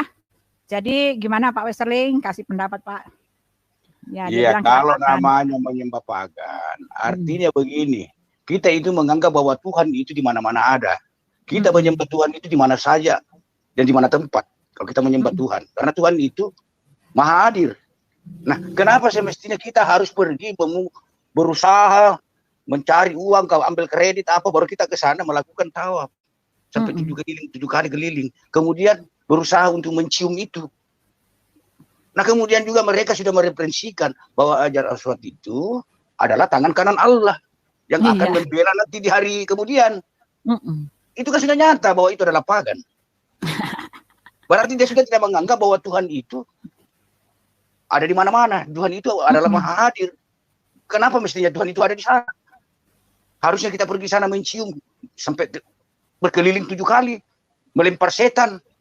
Nah, sudah berapa lama, sekian lama itu setan di sana dilempar, nggak lari-lari. Tahun depan lagi itu ada lagi sana setan kumpul. Jadi aneh-aneh kebodohan yang mereka lakukan itu. Berarti kalau mereka mau mengkiri dari kata pagan, menyembah pagan, itu kan nyata. Iya, ini ada Pak Ayubi nih. Pak Ayubi. Ada ayatnya. Pak Ayubi, apa sih maknanya Hajar Aswad itu, Pak Al Ayubi? Selamat datang Pak Al Ayubi, terima kasih sudah masuk. Pak Al Ayubi. Ya, betul, saya tanya juga. Ya, ya apa sih maknanya? Ya. Apa Ayubi, begini ya, saya mau tanya ini. Sebenarnya rukun Islam yang kelima itu adalah berhaji ya? Betul apa tidak? Halo. Ya. Sekarang begini, kenapa mestinya harus ke sana? Bukankah Tuhan itu maha hadir di mana saja kita menyembah dia ada? Apa maksud dan tujuan harus ke sana lagi? Sampai berlomba-lomba untuk mencium batu itu. Sementara juga batu itu sudah dicatat dalam kitab. Dan salah satu ditulis dalam kitab bahwa itu adalah tangan kanan Allah yang akan siap membela umat yang menciumnya. Untuk ziarah ke tanah putih saja. Sebentar, ya. Apa? Jadi, apa Ayubi? Duh, Al Ayubi ini susah ya intinya ya, dia punya itu ya. Apa Al Ayubi? Al Ayubi. Nah, itu aturannya memang suaranya hilang-hilang. Ya, aturannya kan memang begitu. Ya, aturannya cuma begitu. Kalau memang begitu? Aturannya itu coba tunjukkan dalil di kitab kalian, dalilnya di mana supaya jelas. Tapi kalau merujuk ke hadis kan itu buatan manusia, bukan firman Tuhan. Jadi saya minta di mana rujukannya di kitab kalian bahwa itu menjadi kewajiban untuk melaksanakan itu. Ada nggak? Coba tunjukkan dalilnya. Itu di apa ya? Itu di hadis sih, setahu saya. Wah, makanya saya terbantahkan ya, karena di hadis itu bukan firman Tuhan, itu hadis hanya referensi manusia. Nah, kemudian juga di apalnya ada juga, saya nggak hafal ayatnya. Oh, oke lah, kalau kamu nggak hafal. Kalau kamu nggak hafal, bisa nggak? Karena orang Kristen ini bangga bahwa ada Tuhannya memberi jaminan keselamatan kepada umat-umatnya. Yaitu Yesus. Mereka menyembah Yesus sebagai Tuhan karena Yesus bisa memberi jaminan keselamatan. Sekarang saya mau kembali tanya kepada Ali, adakah Allah memberi jaminan keselamatan? Perkataan Allah, aku memberi jaminan keselamatan. Artinya aku akan memberikan aku menjamin keselamatan. Nah, seperti perkataan Yesus mengatakan, aku jalan kebenaran dan hidup. Ada nggak? Surat Al-Baqarah ayat 25 itu. Kalau surat Al-Baqarah 25, tolong dibentangkan itu Ibu Adayasa, bisa nggak? Supaya kita lihat apa maksud dari kalimat itu. Ya, kalau nggak dibacakan juga nggak apa-apa sih Pak. Dibacakan ya, Pak. saja. Maaf Pak, dari mana Pak? Dari mana Pak Westerling? Ya, itu yang anunya ayat Al-Baqarah. Betul Al-Baqarah berapa yang dimaksud Al-Ayubi? Coba Al-Ayubi sampaikan sama Ibu Adayasa. 25 ayat 25.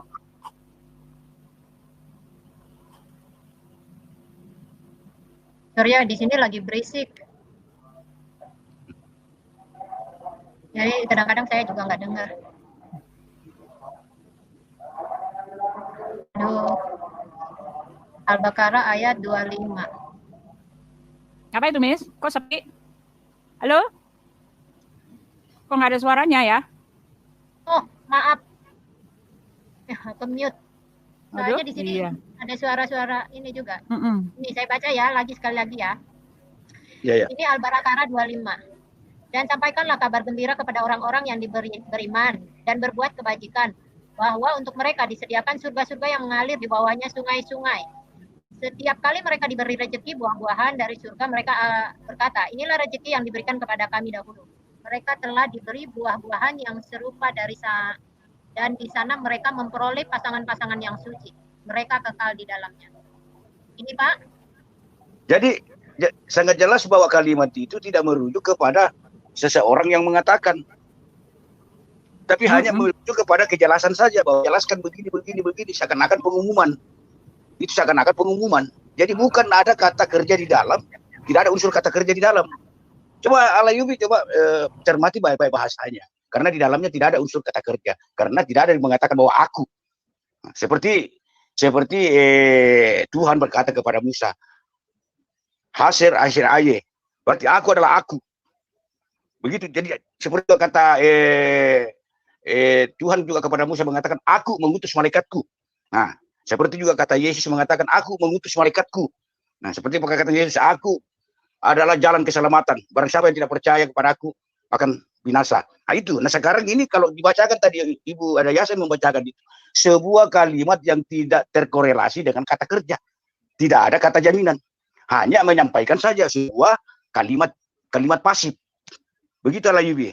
Kira-kira bagaimana menurut Alayubi menanggapinya dan bagaimana bisa menganalisa perkataan itu? Adakah di dalamnya unsur kata kerja? Ya silakan Alayubi. Ya itu kan sudah dijelaskan di ayatnya bahwa jaminan keselamatannya ada kan, yaitu surga bagi orang yang beriman kepada Allah dan mengerjakan amal soleh gitu Pak. Nah itulah saya bilang, coba makanya kalimatnya yang menyampaikan saja. Saya tidak bisa berkata begitu bos. Saya bisa berbicara karena itu kalimat, karena tidak itu kalau dia hanya menyampaikan saja begitu, bahwa itu kan menjanjikan ibaratnya sebuah pengumuman hari ini sekian begini. Tidak ada mengatakan bahwa di dalam ada jaminan, bahwa dia mengatakan ada sosok yang berkata demikian, ada sosok yang punya kapasitas berkata demikian, bahwa kapasitasnya saya memberi jaminan. Ini tidak jaminannya. Jadi itu tidak ada itu. Tapi tergantung kitanya mau ikut aturannya atau enggak kan gitu. Oh jadi begini. Oh saya bisa mengerti ya. Imani saja ya. Bagaimana? Bu Uti Pak Westering Pak Alayubi. Bu Uti. Iya gimana? Iya, Sering saya share ya ini ya. Ini bicara soal pagan. Ini salah satu pagan yang kita pernah tahu ya. Cukup kita kenal. Nih. Ada mirip-miripnya loh. Tapi saya mental nanti buat dasarnya. Kalau share screen. Ya. Bangsa Persia yang menganut ajaran Zoroastrian berkeyakinan bahwa ketika seseorang menemui ajalnya, roh yang dimiliki masih akan tetap ada di sampingnya selama 3 hari 3 malam dalam kondisi bahagia atau sengsara. Kemudian pada hari berikutnya roh itu akan ditiup angin menuju suatu tempat yang berisi para gadis perawan dan cantik jelita dan para nenek berwajah seram yang menakutkan. Apabila pemilik roh tersebut menjalankan berbagai kebaikan selama di dunia dan berperilaku baik, maka ruhnya akan ditemani oleh para gadis cantik tersebut menuju jembatan perhitungan. Garis bawahi ya, gadis cantik sama jembatan perhitungan. Dan keputusan terakhir, namun apabila selama di dunia ia berperangai buruk dan melakukan tindakan yang tercela, maka ruhnya akan ditemani oleh para nenek yang menyeramkan ke jembatan perhitungan dan keputusan akhir. Nanti ada lagi, itu dulu yang saya baca. Silakan Budi. Iya. Ya kan? Ya. Itu tuh jembatan-jembatan milik siapa coba? Gadis cantik milik siapa? Jembatan apa? Enggak disebutkan jembatan apa juga. Jembatan perhitungan lah. Kan situ juga punya jembatan perhitungan. Yang tebalnya 7 rambut dibelah 7. Yo, bisa aja jembatan yang berbeda. Ada juga kan sekalian ada juga yang menakutkan di itu yang mungkar nangkir, ini juga ada yang menakutkan, nenek-nenek yang seram. Mirip toh? Ya, itu namanya cocokologi buat dasar. Apa? Namanya cocokologi. Iya, cocokologi itu dikait-kaitkan aja, kan nggak sama persis. Yang dikait-kaitan tuh si Riva tuh dari tadi dari A sampai B dikait-kaitkan aja. Itu menjawab kalian yang mencocok-cocokkan kekristenan salib dengan pagan, padahal salib punya sejarah sendiri. Dan itu tadi justru dibuka malah dia punya. bukannya ditetapkan sebagai lambang, itu hanya mengingatkan. Secara alami lama-lama dipegang, lama-lama di ini. Tapi kalau kalian kan enggak, itu konsep. Apa? Konsep Mirip apa? dengan Zoroastrian itu pagan. Oh. Ya, tapi kan nggak disebutkan nama jembatan apa kan, kecuali sama persis ya baru.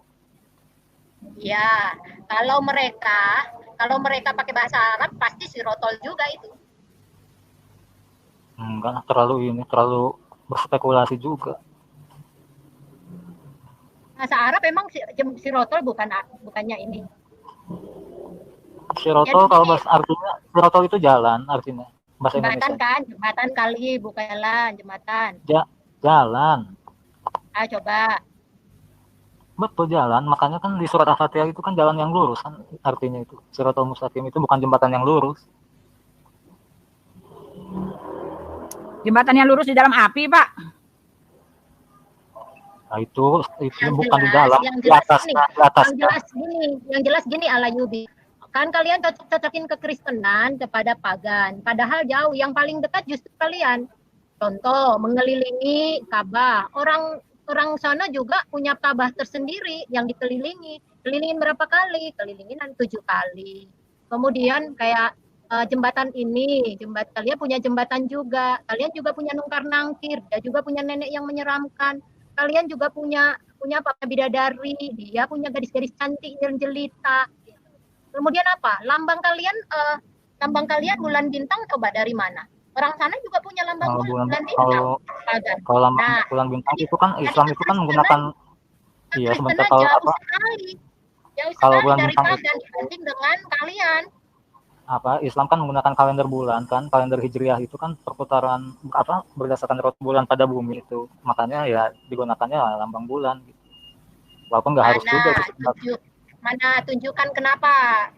Di mana itu diterangkan kalian harus pakai lambang bulan bintang? Ya tidak harus saya bilang. Maksudnya itu bulannya itu kan dari apa? Karena Islam kan menggunakan kalender bulan. Bisa bilang cocokmologi saya bisa bilang juga dong Alayubi.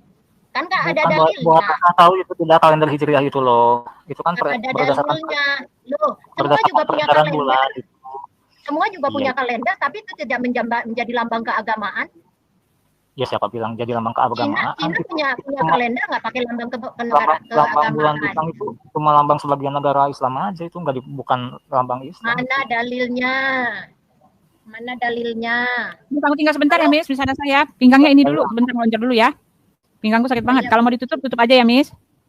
Ditutup aja deh Bu Uti, saya juga mau keluar, mau beli lakban, udah habis lakbannya. Iya. Ya, lanjut sebentar, setelah selesai ditutup ya. Ya. Terserah. Ya. Ini saja yang tutup ya. Oke Bu Uti. Pak Alayubi ada lagi yang mau disampaikan? Ya udah dulu nggak apa-apa sih. Ya kalau yang mau ini nggak akan on lagi nanti Bu. Malam ntar nggak live ya. Mau sama saya yuk, ntar malam yuk jam 9 yuk. Kita bicara yuk berdua yuk Alayubi. Bertiga kita ya. Kita bahas yang itu ada topiknya, mau nggak? Udah subscribe juga, nanti kalau live ya nanti saya pasti join gitu. Yuk, ntar jam 9 ya. Mau nggak? Nanti kalau aja. Iya, oke. Terima kasih. Saya mau loncat dulu. Kelamaan duduk pinggang sakit banget. Ya, Pak Wicari. Iya, oke. Terima kasih teman-teman. Salam kebenaran. Nyatakan kebenaran baik atau tidak baik waktunya. Bye-bye.